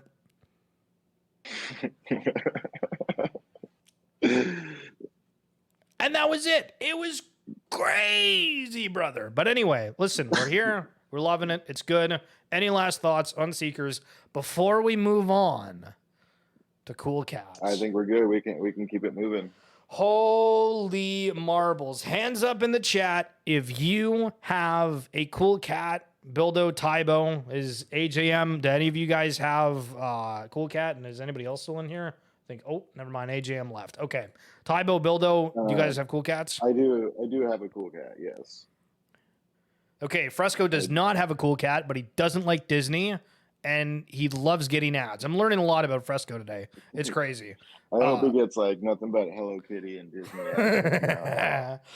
have a Shadow Wolf. Does that count, Adjum? Sure, we'll go with that. Actually, that's interesting that only Cool Cats was a part of the Future Score get with that. Small detail, but still kind of interesting. So the Cool Cats is another Web3 collection. A lot of people think that it's one of the top ones in terms of instant recognizability within the space, potentially outside of as well. And I genuinely agree with that. But they did come up with a new Cool Cats avatar system. I don't have one, but this is kind of a quick idea of them showing how you can change the traits, all this kind of stuff.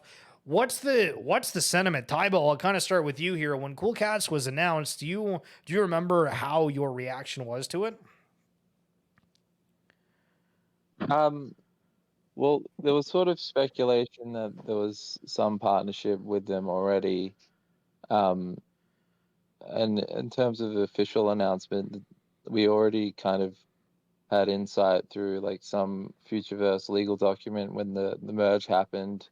There was mention in that paper about Cool Cats being part of Futureverse in some way. So I'm all for more, companies building on top of the Futureverse tech stack. So at the end of the day, I think Klon does a great job of, building out his IP. And I think that it's a good showcase eventually when the Futureverse is up and running, that we'll see more of their products built out on the Root network. So at the end of the day, it's always about just having more IP, building on the tech stack, and that's a plus. So no qualms, no problems there. I'm just excited to have more stuff being built.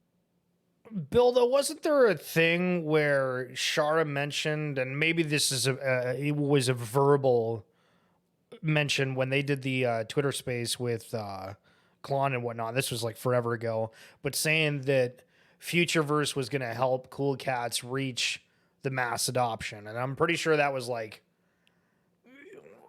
loose words, but like pretty close into just basically saying like we're going to use Cool Cats as not only to get to like national recognition, but are like to represent Futureverse itself to show how smoothless the tech can be. Like I felt like that was the thing. Am I wrong? Do you remember that? I don't remember that. Tybo, anybody in the chat? I feel like it kind happened. of sounds familiar. I know I was in their Discord yesterday, and I was asking about, like when Klon was gonna talked to Aaron and Shara again, and I think he had said something to the effect of, let me see. Right now, both teams are a little bit busy, haven't been able to line up. I would really love to aim for post Macy's time for this. We will also have a little bit more to chat about. Been working closely with Shara almost daily. And that was from Klon. So, it definitely seems like there's probably more conversations and things happening in the background. So it'll be interesting to see how things kind of circle back. I know there's a lot of like, well, why is this on Polygon and why is it not on Root? So we'll continue to see how different things, continue to evolve, and, dude, that Bob Ross one is hilarious. Yeah, I was about to say, I was gonna click on it. I'm glad you said something. This, like, what, dude? I can make that shit. Hold on, let me. Dude, that is amazing. I don't know if we're gonna be able to do it, but we can give it a shot. Oh, live sketch, dude. Whack me. Wag me, brother. Yo, triple double banger fresco. Okay, I don't even know how you can start. pull this off right now live, I'm gonna be so impressed. I need to get this a little bit. So they have the shirt. It goes like that. It goes over a little bit there. This is the sleeve. The sleeve's looking kind of shocked. It's there. It's okay. This is the elbow straight up through. This is the collar, and we got a V shape. This is going well. Okay, nice. Oh, ads. Oh no! People Oh no! run. Not the ads, brother. And then we have whatever this kind of like right collar thing is, and then it goes down. They gave him a little bit of like a gut right there, if you really see, and then the hands. So we'll separate it like that. We'll change this. It's actually coming in. Like I'm kind of surprised. I mean, so the face we're gonna mess up. We're gonna miss like half of his face here. So like this is just like a pre-warning that things are gonna go down. Not gonna lie. Okay, the facial hair kind of just goes like this and around. Oh yeah, we're gonna definitely miss his head. Okay, this is not great. And then up and over, and then we got some. Just pretend this is all fluffy like, and then there's 2 dots with it. There and there. It's over with the face. It's over, brother. That's crazy. You got to give him a little bit of eyebrows. And then he's got the... Oh, no, that's the wrong color. It was like way lighter. Oh, I don't have that kind of color. Oh, that's stupid. I can give him a paintbrush. That's like over here. And then... I mean... I guess we just make like the whole thing that's round, then put different paint colors. Yeah. This is gonna work. Hell yeah, brother.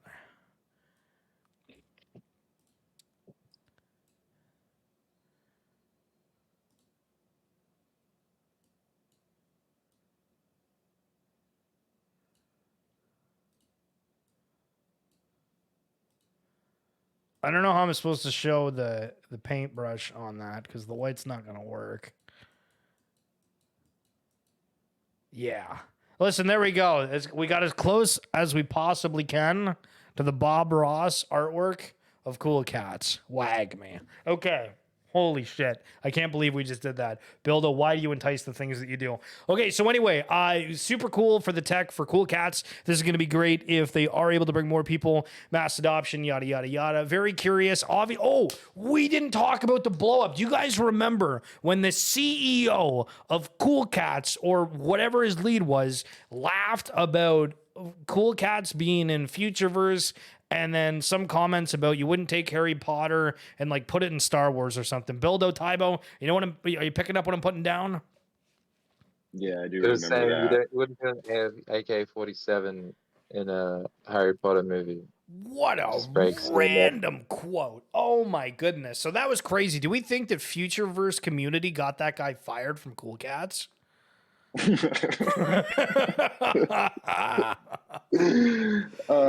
like to think not, for sure. Okay.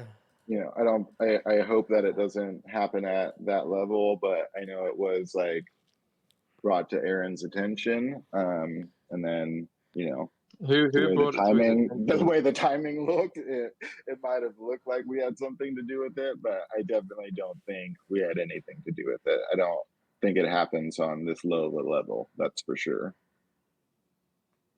I think his reaction was unwarranted, but the point he was making, like, I can see where he's coming from. You don't have to have every single IP mixing with other IPs. There's worlds that can coexist like separately. So I can see the point, but just how he went about making that point, where he dropped his phone and acting like a little schoolgirl, was a bit weird. Yeah, he's got the cameras too. It's like this guy's not new. He knows his stuff. And Mark Clark's on a tear today. Dude was peak boomer grifter. Unbelievable. Just get that guy out of Web3. I feel like we haven't had like too many like issues of somebody in NBA Top Shot days. We called it like rent seekers. But like people that have come in and tried to do big things with collections and then like failed. Like that Cool Cat experience was, I think, one of the only ones. No. From like somebody that was somewhat of a big name outside of the space that, like, I don't know, I guess failed or got fired. It's kind of interesting. Okay, we have, geez, okay, we're moving through things, but thingies. We have been waiting for the thingies to be faster in terms of like not having these huge cooldown times. Us being able to get moon rocks from being able to just use them within the TTK or some kind of passive thing. What are thoughts with thingies? What are things that you glad that we have? And I got to step away for a second, so I'll be back in like 2-3 minutes. But Tybo and Bildo, I'll leave you to it. Thingies, thoughts.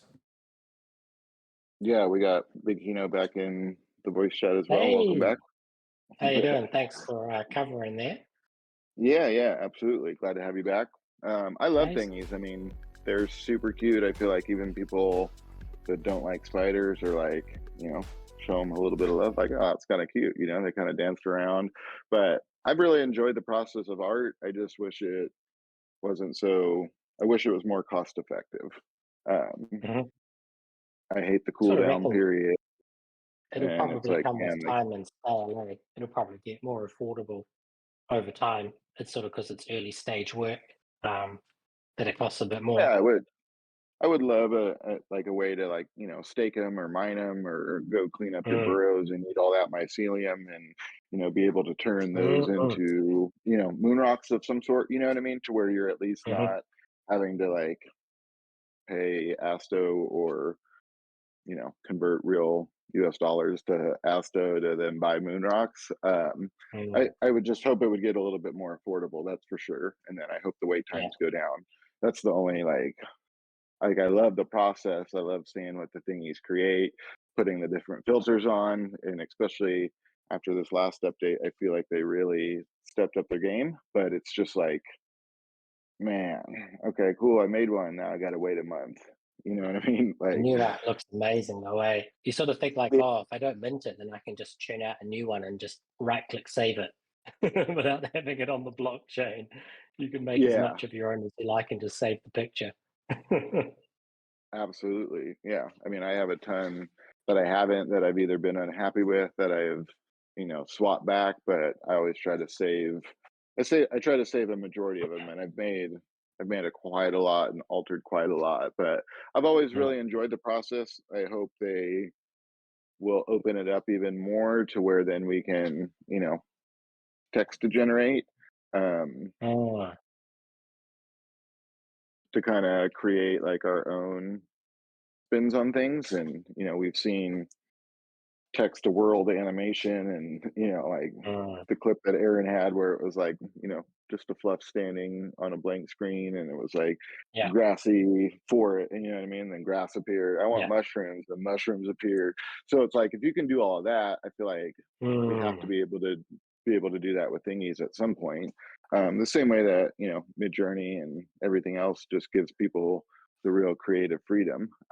So I'm curious to see them continue to evolve. I'm curious to see what they do with the portal. They said, the portal art's going to mean something. Yeah, I feel like they've done a good job. Yeah. seeing that new upgrade and the art quality's just been incredible, eh? I was thinking about the cost and the different models, because although it's built on the open source principles, there's still quite a heavy amount of proprietary tech and coding and then the interface that's gone in behind it. And when you look at the other models, they do it for free or for cheap because they get more money from advertising and like referral links. Whereas at the moment, Futureverse's only revenue for thingy art is just people buying moon rocks. So it's quite interesting and probably honest in a way in that there's no external advertising revenue Yeah, that's a really good and point. it's purely community funded. Because you could easily have like a side panel or a top bar in the Future Pass or the Underground where it's just got like ad banners the same as any other like WordPress or Wix or Google website where you've got getting a bit of advertising revenue as well. But that would sort of go against the ownership of data and privacy and individual identity in a Web3 economy, unfucking the world, as it were, but then having advertising in your integration spaces. Yeah, no, absolutely. I mean, it makes I sense. wonder with the free services, they must be spending like initially heaps on compute power, just processing thousands or tens of thousands of generation requests and API calls. Because I've been like a premium subscriber for OpenAI, and if you're just doing a little bit of stuff using the GPT API callbacks, it's not that much. But if you start to scale it to like thousands of users or simultaneous callbacks, it gets really expensive. And then if someone Yeah. decides to test your server and decides to bot it, whether they're botting hundreds of thousands every second, if you've got like just because they can, it can drain your card. So you have to set up like card limits and daily spend limits so someone doesn't like exploit you just for fun. Because if there's like a loophole or an exploit, even if that person doesn't gain, people will do it just to watch the world burn. Yeah, I mean, I probably am more of a maxi on thingies and creating the art than a lot of people. I went Yeah. pretty hard for a while. But it's always been a very fun experience. I just, like I said, I wish it was more affordable and more like Oh, lax on time to where it wasn't like you can do one piece of art a month. But probably if you could hopefully start with they'll the reconsider same. that. Yeah, same cost, no cooldown. That would be a good start, and then halve the cost, make it like $1 or 50 cents for an artwork. I think that would make it a lot more accessible. Yeah, absolutely. I'd also love to see like if you could save or if you're like if you create a piece of art and then you put a goblin filter on it and you're like, "Ah, I don't know about that. I wonder what a realistic Yeah, filter would look like on it." I wish you could keep it saved. then Yeah, without losing it. choose to mint whichever one you wanted. You know what I mean? Like, okay, I put That'd be cool. all the different I'd like it. filters on it. This one is my Yeah, favorite filter out of the 7 that I've tried. So this is the one I want to mint. I wish you didn't like that'd be completely cool. lose it once you revert it back. Yeah, keep it in like a portfolio or something. So even if you had an option to like create all of the variations or all of the filters, and if you got like 25% off the equivalent cost, just spend like $8 instead of $10, and got all the variations. You could see like all 7 of them, and then choose which Yeah, one was your favorite from that like gallery. And then you could do yeah, polls. So absolutely. then you could screenshot that, put it on Twitter, and say which one should I mint, and it's like the live screen space of the different variations. That'd be cool as. When's the next 30-minute max? We've got to get that in the feedback. Don't forget, we only just had it yesterday. It's like a whole fortnight away. It's crazy. Yo, apparently, Atari God, yo, I see your a Prime. Thank you so much for taking that effort. Means a lot. Thank you for the support. And yo, Taijin, good morning. So any things for thingies that we need to discuss before we move on to immersive? Sorry I missed that, but it sounds like you guys had a good chat. Bildo and I love the thingies. I think thingy was the first thing I bought back and the first thing I bought 2 Nice. of. Do Oh, you and got- I've got thingy number 69. Okay. Wag. Wag me, brother. Wag me. Well, the backpacks are the next thing that we're kind of looking forward to with that. So I asked Alex that on a 30 minutes max not long ago, and he was like, "Yeah, there's stuff in the backpack, so we'll find out what that is." So immersive. I mean, maybe I should Take reach my out to money. them and we'll see if we can maybe get them on to talk about this. But I mean, if there's actually ways that they're allowing you to be debanked in a way, a DeFi MasterCard as they're calling it, be the master of your money, like it's wild to think, hey, your bank account can like decide what you do and don't spend your money on, and the ability to be debanked, I feel like was a very difficult thing to do at any point leading up to now. And maybe that's arrogant. Maybe it's super easy to do, but I feel like not many people are doing it. So my question to the chat right now is how many people, when the opportunity to become debanked happens, go for it and actually do become debanked? Because that's potentially a whole nother wave of like mass adoption within the space that we haven't even thought of. We've had a few people with our Snapchat filters with the fluffs say that the main thing that they want is the anonymity. So if they could have a completely anonymous online profile, Web3 profile, then they'd be, you know, all into it, you know, streaming or tweeting or taking videos. But at the moment, because there's still a link with some of the stuff we've had to do, like with Snapchat, you've got to register an account with your name and your date of birth and your email. There's still potential traces to your real life identity. So if there was like a completely detached way that you could have online and Web3 presence without it being identifiable, I think, you know, people would jump in. So then you put that into finance, I think that's going to be a real draw card for certain investors and speculators and community content creators. Because you could have like a celebrity that when you lose that anonymity, who wants to get in and participate and be part of a group and feel like one of the group and not like someone that everyone's fawning over all the time. Right. They could almost like second life, start again, start new game, new character. So I'm gonna play this. Listen, I mean, I'm gonna play this I didn't video know from if that Immersive was- in the background. Hopefully there's something. Sorry, Bill, go ahead. yeah, I didn't like. I mean, I feel like that's kind of what Auto does, though. No, like you can kind of create a like this is a real person. You know what I mean? But you don't necessarily then have to like ever give out your, you know, like it. It's I feel like verify it that you're says- KYC'd if you need it, but it doesn't. I mean, maybe But that's I the feel wrong like way to look at it. You could do some things like pretty autonomous if you wanted to. I feel like the difference with immersive is that it's like a direct to service payment rail. So then you're supposed to be able to use your immersive MasterCard to then say purchase NFTs on the Futureverse panel. Whereas Otto is its own blockchain with its own sort of DeFi space where you've got on-chain coins and tokens from other blockchains existing on the Otto chain. But I'm not sure how that would actually connect with FuturePass and Root Network as such.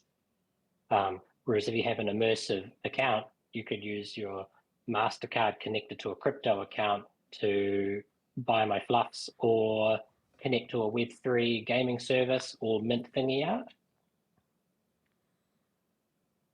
Yeah, it's very interesting. Well, I think one of the bonuses with this is that Futureverse does have a payment structure under it. Because I remember I was a referee with NBA Top Shot when they first started going like major, and one of the things was that like within their finance low-key department, flexing? well, low key flex. I mean, I don't know. I was. Well, no, because I mean, I was able to know like a little bit of like the team, and like apparently like their financial department for processing like payments and stuff was like 3 friggin' people, right? And they're having this exponential growth out of completely nowhere, and the landscape still hasn't been totally flushed out. Everything's new, and you have 3 people handling all the money that there was at the time. Maybe it was 4 with like the manager or whatever, but it's crazy to think how slim it was for that. And I think it was just like a part of that. Yo, Mo coming through with the 1,000. Bitch, holy sheesh, wake me, brother. This guy's crazy. But yeah, to Adam's point, payment is incredibly problematic. It's something that you really need flushed out here. And I think that that's what's exciting about what's going on with this, is because we know that Futureverse has that payment rails connected and they have that direct partnership with MasterCard. So any last thoughts with immersive other than wag me? I think Wag Me for immersive. Okay, W. Bildo, any thoughts? Yeah, we're all good. We're all All good. right. How many more we got No left? Yo, we only got charges. 3 more left. That's crazy. Okay, Muhammad Ali, the next legends. Coach your own boxer. Part of me is a little confused because the boxers that are out right now are pros, but it sounds like people are able to get rookie ones when they come out. Plebs. Pros and plebs. I don't know if I got that's free plebs. or what, but this is the roadmap if anybody hasn't seen. So we'll skip the stuff that's already done. But cut and style Q4 of 2023. Customize your own boxer's hair and beard. Strike a pose. Gear swap, browse outfits for your boxer, unzip your pro bag, brain match as well. So maybe that's something coming spicy for the ASM brain. Choose which AI brain to attach to your boxer. Bring their boxing persona to life. Pro Fight Camp, exclusive early access to begin training your AI pro boxer. So this is for pros only. So we were talking, when are we going to get quests that are asset specific within Muhammad Ali? These are pros only, but again, it doesn't look like there's other ones that can get in it. And then there's rookies, but I need to zoom out because it wasn't showing. So rookie admission, a new generation of boxing hopefuls enter the greatest gym, but there's not a time for that. Maybe that's in the new year. And then fight season. So championship fights begin way there. And we have a fight camp. So it feels like there's going to be like a long way of training leading up to this. It's going to be a while, boys. What do we think? Well, I mean, it looks like the first 3 up until Brain Match all are Q4 of 2023. So, I mean, I feel like they're very much hinting at cut and style with the last video that they did with being able to change the haircuts. Gear swap, I'm imagining, is opening up the bags and getting different items that you can then customize the way they look. And then, yeah, attaching a brain will be interesting. Because I feel like I'm still curious how to see how all of it happens, whether it's all happening on route, whether it happens on ETH, whether you can do it both. Can you pair it just in your, some access? Yeah, it'll be curious to see how it all starts to play out. But there's a lot of moving factors that, I don't know that we get all of that before Q3, but I definitely think we get 1 or 2 of them. Any thoughts on Muhammad Ali? Did you have a boxer? Yep, I got Rikishi Fatu, who was named after the great Rikishi Fatu from WWE. He used to walk around slapping his backside before he'd rub it right in your I face. remember that. I minted him, and then as soon as I minted him, that memory from when I was 8 years old came back. I was like, "Oh, who's that guy?" And I was googling, big wrestler bum face man, and it came up straight away. Unbelievable. Unreal. Rikishi Fatu. Oh, so good. Because we bridged them to Root Network. That was one of the things. So I wonder, like, everything that is going to happen has to be on the Root Network because it's an incentive to create activity on there. And the more activity on the network is more transaction revenue for the validators. And then if you can prove good transaction revenue and volume, you'll get community starting validator nodes. So it's all like building the network of value and participation and activity compounding across multiple different projects. Whether or not it all happens on those timelines or whether it's a little bit later, stuff's going to happen. Seems a bit like Gen 2 brain mining, how that all had timelines and sequences. So you had your Asto and the LBA, and then you staked it to the Lunaris machine, and then you had to wait for ages to generate your Asto energy. And then we had like the first mining event, and we were like chucked in with mining. I was like, I ran out of mines. I only got 4. I think I was 200 energy off having 5 Gen 2 brains. So then you waited for the second one. So I think it'll be like that, like whether it's stake a boxer or you send the boxer to the gym, which is like staking, and then you've got to put them to work and wait for a trading cycle, and you can create some focus points, upgrade points. So maybe you'll have like 5 skills, 4 points, and you can choose to allocate to those different skills. So I'm bringing up the page for authentic brand groups right now because obviously Muhammad Ali is partnered for the boxing game with Futureverse Next Legends.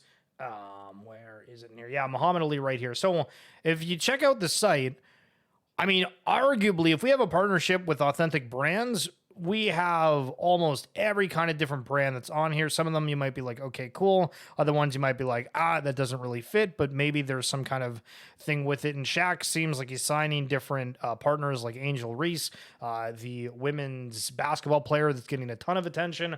We got Reebok in here that's huge. Sports Illustrated, which I guess, I don't know if Sports Illustrated is as big as it once was, but Tap Out, I'm curious if that ends up having some kind of play or highlighting within the game itself. But how big do we think that the partnership with authentic brand groups is? And sorry to sway away from Muhammad Ali here a little bit, but I think we should talk about how big this partnership potentially is.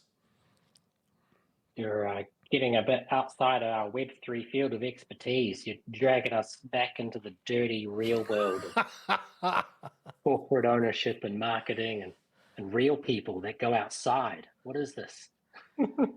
It's crazy. But what do you guys think? How big does the play? Is it, okay, there's maybe a few within this that we have partners with? Is it the entire thing? Are we actually going to completely revolutionize the way that people shop for clothes, stuff, metaverse, whatever?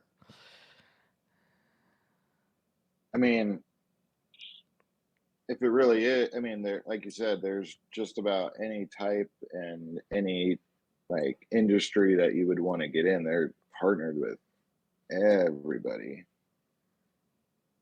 Just speaks to a large total addressable market. Like if you said, we've got a product which is digital clothing or digital experiences, Web3 because it's us. What's the maximum number of people we could reach and how do we reach those people? So if you've partnered with Authentic Brands Group and you look at all of those partners with the brand, that's all part of the total addressable market. And, you'd be lucky to get 0.2% of that, but that's a heck of a lot more than, Walmart on its own or any other single point of sale. Box. Kind of crazy to think about. But so for boxers, I mean, do we know how much boxers are future score wise? Is it just like 1 per, or is it higher than that? Like 3? I know somebody put a chart. Yeah, I know somebody put a chart, but I forget exactly what it came down into. Kona's got the chart. I'll look him up. Kona Road HQ. See if I can find him real quick. Yeah, Kona's he's got it in those. his Saver Media. There you go. He's put boxer. Oh, they're not on the list. Just the TNL bags. That's a tough look. Oh, damn, brother. Kona, right? Is he in here? Sort it out, Kona. So we got 2 more left here. Gods and Goblins. This, I thought, when it came out, was super cool. The way that they showed the scenery when you were doing the mint, I felt like it looked very high fidelity. Alex keeps talking about how you're going to need goblins and they might not survive, so you're going to need a lot of them potentially. We have the junk list that's a part of this, where there's an opportunity for people to get into the Futureverse ecosystem from dealing with rugged NFTs. I mean, Tybo, I think you're back, so maybe I'll start with you on this one. What's your overall thoughts with how Gods and Goblins was presented and how it's gone up until now?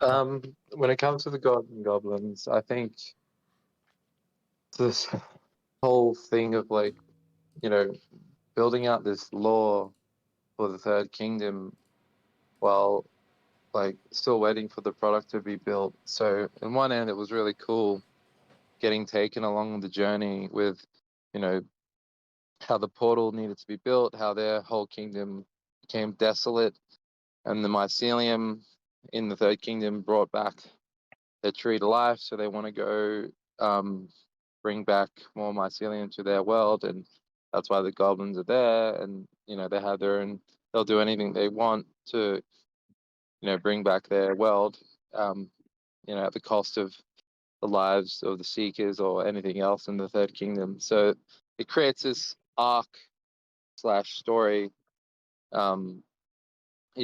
that's connected to what was called the wreck that destroyed the world and to make it a desolate place. That's why you got the different fuzzies. It's all it's all connected to the lore, which is really cool to be part of that journey when you minted them and you burnt those seekers and you got the amulets. It's just waiting for the products to be released, which we got told would there could be something coming out by the end of this year. Fingers crossed. But I do like the potential of the goblins. I just it's all speculative on what might come from it. But so far the lore has been really cool, and the minting process was awesome. And I think what's really cool about Futureverse as a whole is the whole idea of gamifying the minting process. So it's like you're taking on this journey along the way, from all the way back from Seekers to the amulet minting process to then minting goblins. It was all like embedded into the story and lore. It carried over, like, oh, we're sacrificing our Seekers and now we're getting these amulets. These amulets are going to give us exclusive rights to the Goblin Society. When that eventuates, we'll be in a DAO with the goblins, and we'll have a say in how it develops. So I guess we'll have to wait and see exactly how this all plays out. But so far, the story and lore and gamifying it with the different mints has been really cool. It's just the wait times and all that take a little bit longer, especially when Futureverse has a lot on their plate and they've got to prioritize certain things to so partners can start coming in. And I think once the Root Network is more established, they can start focusing on their own products a bit more, and we'll start to see that fast tracked, hopefully.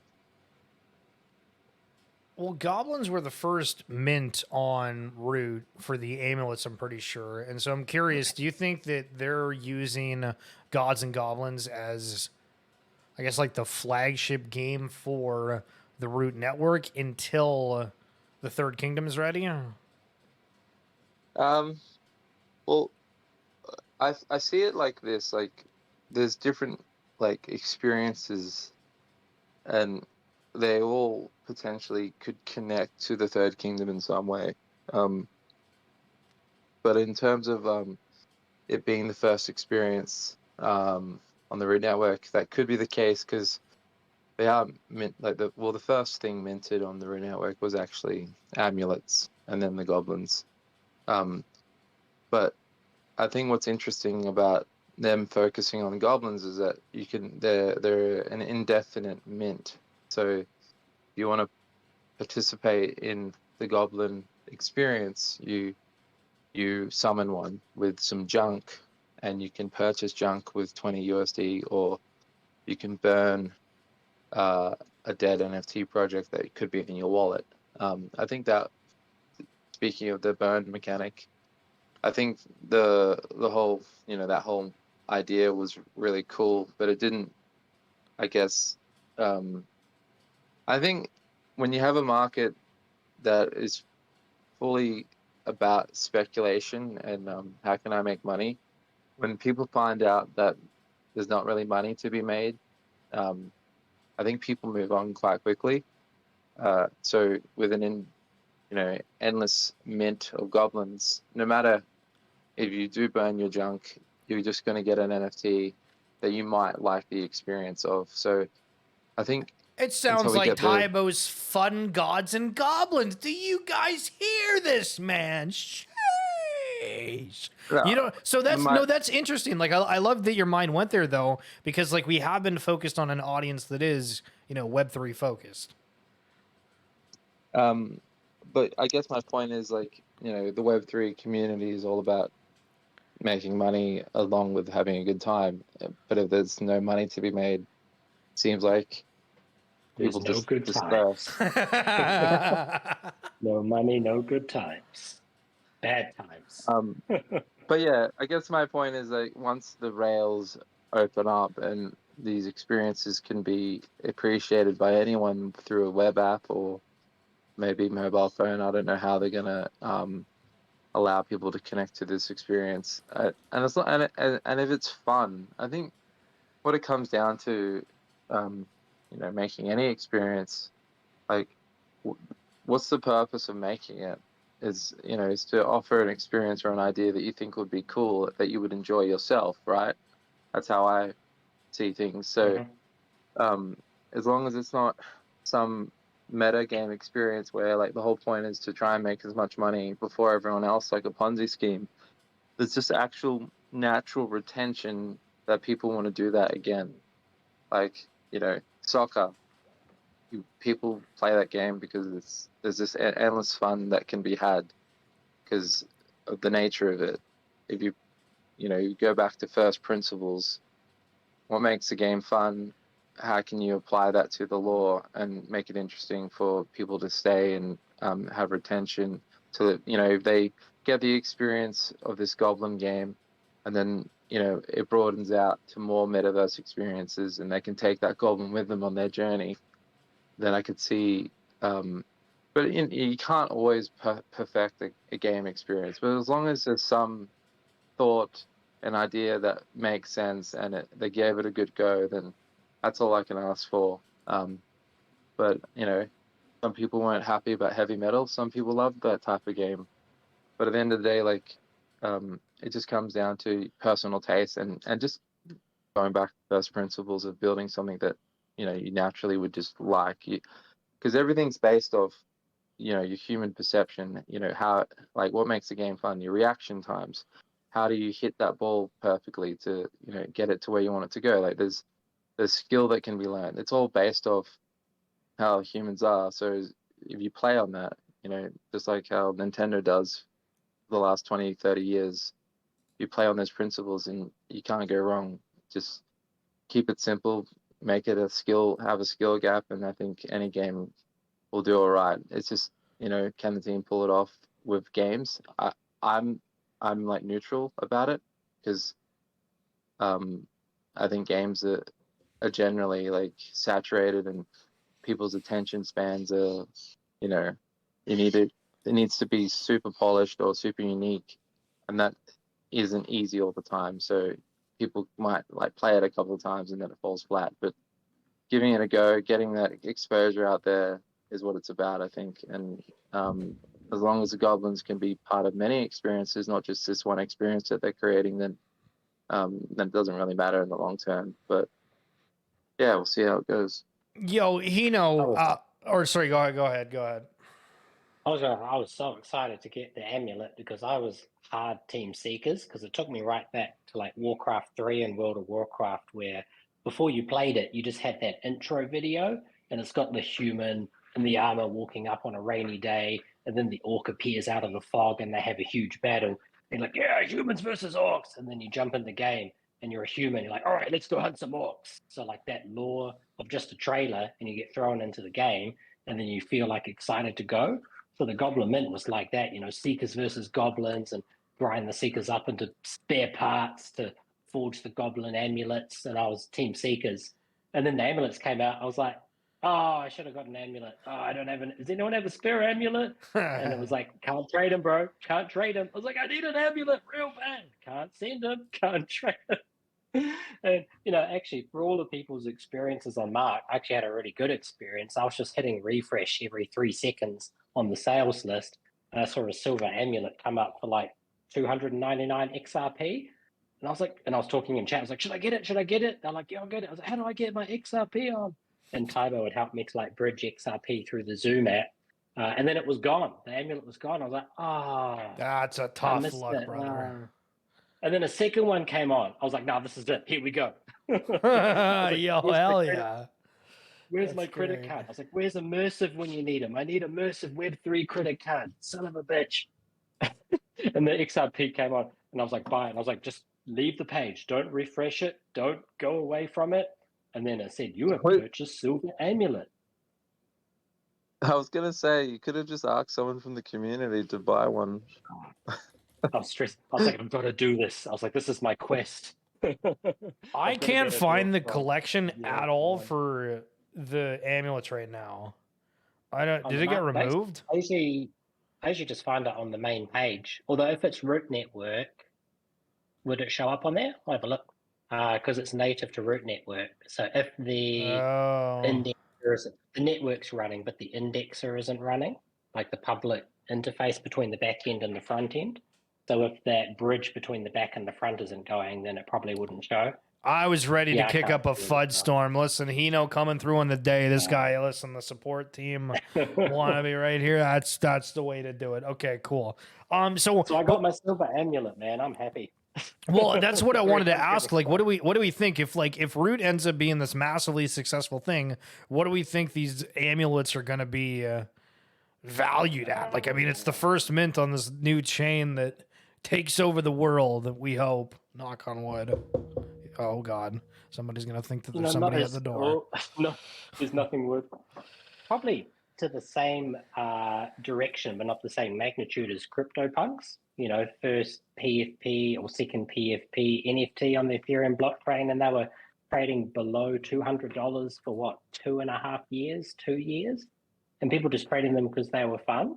So if something, you know, becomes of the Root network and the amulet is the second Root minted collection, but it's like the flagship of the gods and goblins, you know, like the Genesis asset basically, then that could be reflected in the value of the network being the first collection. But it'd be part of the gamification, like the value would be in the gamification rather than just in the asset itself, wouldn't it? Yeah, facts. I was just wondering because I feel like it is kind of almost like a grail piece. Like, when are we going to see people that are rocking their PFPs as an amulet? You know what I mean?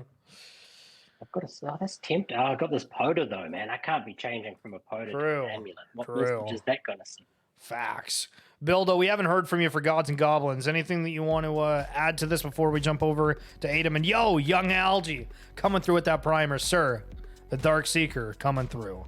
Wow. Yeah, he heard goblins and he came. He's like the goblin. You summoned him. You summoned the Dark Seeker. Start talking about algae, or start talking about goblins, and here comes algae. So welcome, algae. Welcome, yeah, I'm algae. excited for it. I mean, it sounds like there'll be at least some type of mini game before the end of the year. So, you know, along with that Aphicart leak that Aaron had put on Mark. There was also 2 little video clips of goblins. One was like in some full-blown clothes and had a knife and was making like a stabbing animation. So maybe it's like just goblins going back and forth trying to kill each other. So it'll be really interesting to see how it plays out. I just hope they bring out like sudden death mode or something where you have like normal play mode, but then like you play this like sudden death match where your NFT gets burned if you die, and the stakes are a lot higher, and you get rewarded more. That would be fun. That's the idea, right? Permadeath goblin. There's got to be something in there, and technically anyone could make it. It's just programming and coding it, but something officially made or endorsed by the team would come across a lot stronger in terms of buy-in and engagement and stuff. The reward has to be great though. If you're going to lose up to $20, it's got to be something pretty good. Anybody could make it, but we're gonna make it. Why? We're gonna make it. That's great. Okay, so the final thing that we get to, saving arguably the best for last. I know some people in the chat would say this is the real deal. This is the creme de la creme. But Adam Car Club, I think that it's interesting because when I think of friends that were into cars, I didn't ever feel like any of them cared too much about being online, having that social media, like, okay, maybe to show stuff off. And even my dad, he's huge into cars, and like, I gave him one of these, and I'm curious if we're going to be able to kind of create an online car community in a different way. So I don't know, whoever wants to take a stab first, what are kind of general thoughts you have on Adam Car Club? I feel like this is what Mo's been waiting the entire night for. He's just been patiently waiting. Like, what do I got to do? I got to give 1,000 bits for you guys to start talking about Adam. Come on, just meet it. Where are we at with Adam? But I mean, it's been really cool. I think the garages have been a lot of fun. I know me and Adjum, who's in the chat, went pretty hard on one of the puzzles to try to figure out, and I think we were the first ones to get it. So I feel like they've done some really cool stuff. It seems like maybe this is like a central hub that you'll be able to kind of do everything car related for. And then, yeah, I mean, the social aspect of it, I think with creating the card clubs, maybe it was a little bit early, just with how everything played out. And I think kind of got put on pause for the bigger build out of the root network as it kind of shifted into Futureverse. But it'll be interesting to see it come back. I know, Atari's been in here and he was always a big supporter of all the car clubs and, played a role in, getting the car built that was currently getting built out that they posted the engine of recently. So it'll be interesting to see how that kind of translates. I know he mentioned, I think there's I don't know, Asian of some sort, card club that they all communicate in their language, but they're like super tight and all about it. And yeah, it's cool to see. I can't wait. They keep saying cars 2023. So hopefully we get proven right on that. And, I feel like just with the garages, I feel like card claims or being able to do that has to be a pretty with how built out the garages already are, I feel like it would be like a cool experience to kind of like reveal your car, or they have something, exciting. I'm excited to know what these unrevealeds turn into, who that partner is still. We have kind of little to go other than that it was a partnership that's been delayed for, the bigger rollout. So excited to see those final ones reveal. They definitely have the record for longest unrevealed in the eco, putting Buzzies to shame. But yeah, I'm excited for it. Imagine if it was like a big brand like Toyota, Honda, or Mazda Racing, and so then those cards minted like an RX-6 or something crazy, like a racing Civic or a Supra. Well, I want to add to this, and I'm curious, what do you think when we get into these digital cars where these are going to be actually able to be used in the metaverse and arguably a bigger flex? Like I've seen people, like there's somebody online today that got into a car accident, front of their car got wrecked. They're like, I'm so sad. I bought this with, this was like the only purchases I've ever made for me. Now my car is kind of wrecked and they have to, sure you go through insurance and whatnot, but these cars, like they're pristine. You don't have to ever worry about rust check. You get a flat tire. Who the hell cares? And it's way easier to flex to way more people. So do we see a world where these digital cars are actually worth more than physicals? I reckon. Absolutely. Yeah. I mean, I had a guy who had a 65 Mustang, ultimate classic collectible car, and he probably had 6 paint jobs on it. And he said that it didn't matter if he was driving around and someone was 60 years old or 60 years old, everyone turned their head and went, "Hmm." So they're just like a universal symbol of flex. And then in the digital world, if you're making nice looking cars or a recognizable car, that's an obvious flex. I mean, that's going to carry some punch, isn't it? Facts. It has to. Tybo, what's your general thoughts about Atom heading into the car reveal here?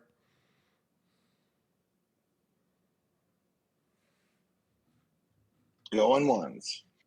Going twice. I'm sorry.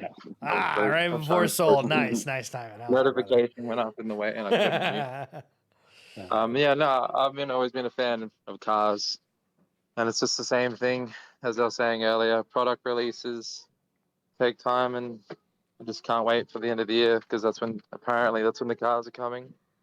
So we'll see when that happens, and looking forward to opening up my 12 Atom Car Club cards. Oh, there we go. I reckon no matter how long the wait is, when an enjoyable experience comes, you forget about how long it took in like 7 seconds, 6.9 seconds. You forget that you waited longer than you should have done.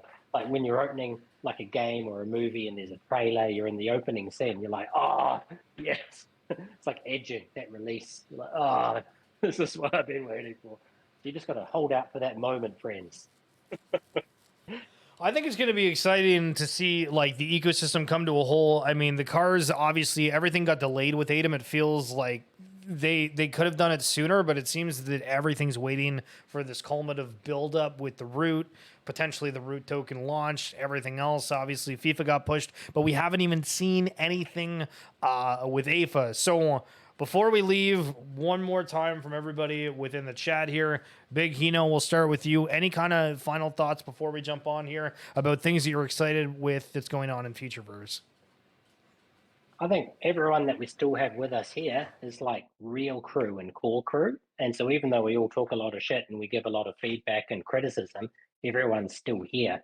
And that really speaks strength and volumes to the faith in the community and the belief in the team. And then the content creators like us guys who are still just having fun, releasing content, having chats, having banter. It's really cool, man. Collecting assets, man. I mean, like Atom cards, amulets, poders. Oh, Tybo, in Candyland. any last thoughts here, sir? Wag me, brother. Bildo, any final things you want to send us off with, sir? Yeah, I mean, same thing. Like, I kind of echo it. I feel like this has been refreshing. It's been nice to kind of go through everything and just kind of have a chill talk, good vibes. I know sometimes, like Hino said, the people that are still here, sometimes it does, or hard not to be negative or be too critical on certain things. So it's been really nice just to kind of chat and have a free flowing conversation, long form, go through everything, talk a little bit of speculation, talk a little bit of shit, talk a little bit of facts, a little bit of everything. So it's been really fun. Thank you for hosting. Thank you for letting me, be a part of it, and wag me, brother. Yo, listen, thank you guys for jumping up, speaking. Anybody that was in here earlier, for you guys tuning in, thank you also to everybody that subscribed. Helps out a lot. We're going to be doing streams a lot more. Yesterday, we did the Pixel Vault stream. If you haven't seen that, that's up on YouTube. But again, once Futureverse has stuff out, my personal goal is to be streaming Futureverse stuff potentially like almost full time. So that's a wag me, brother. But we'll talk soon, guys. Have yourself a fantastic morning, evening, night, because Futureverse is literally all around the world. But thanks so much for coming out. We'll talk soon. Peace.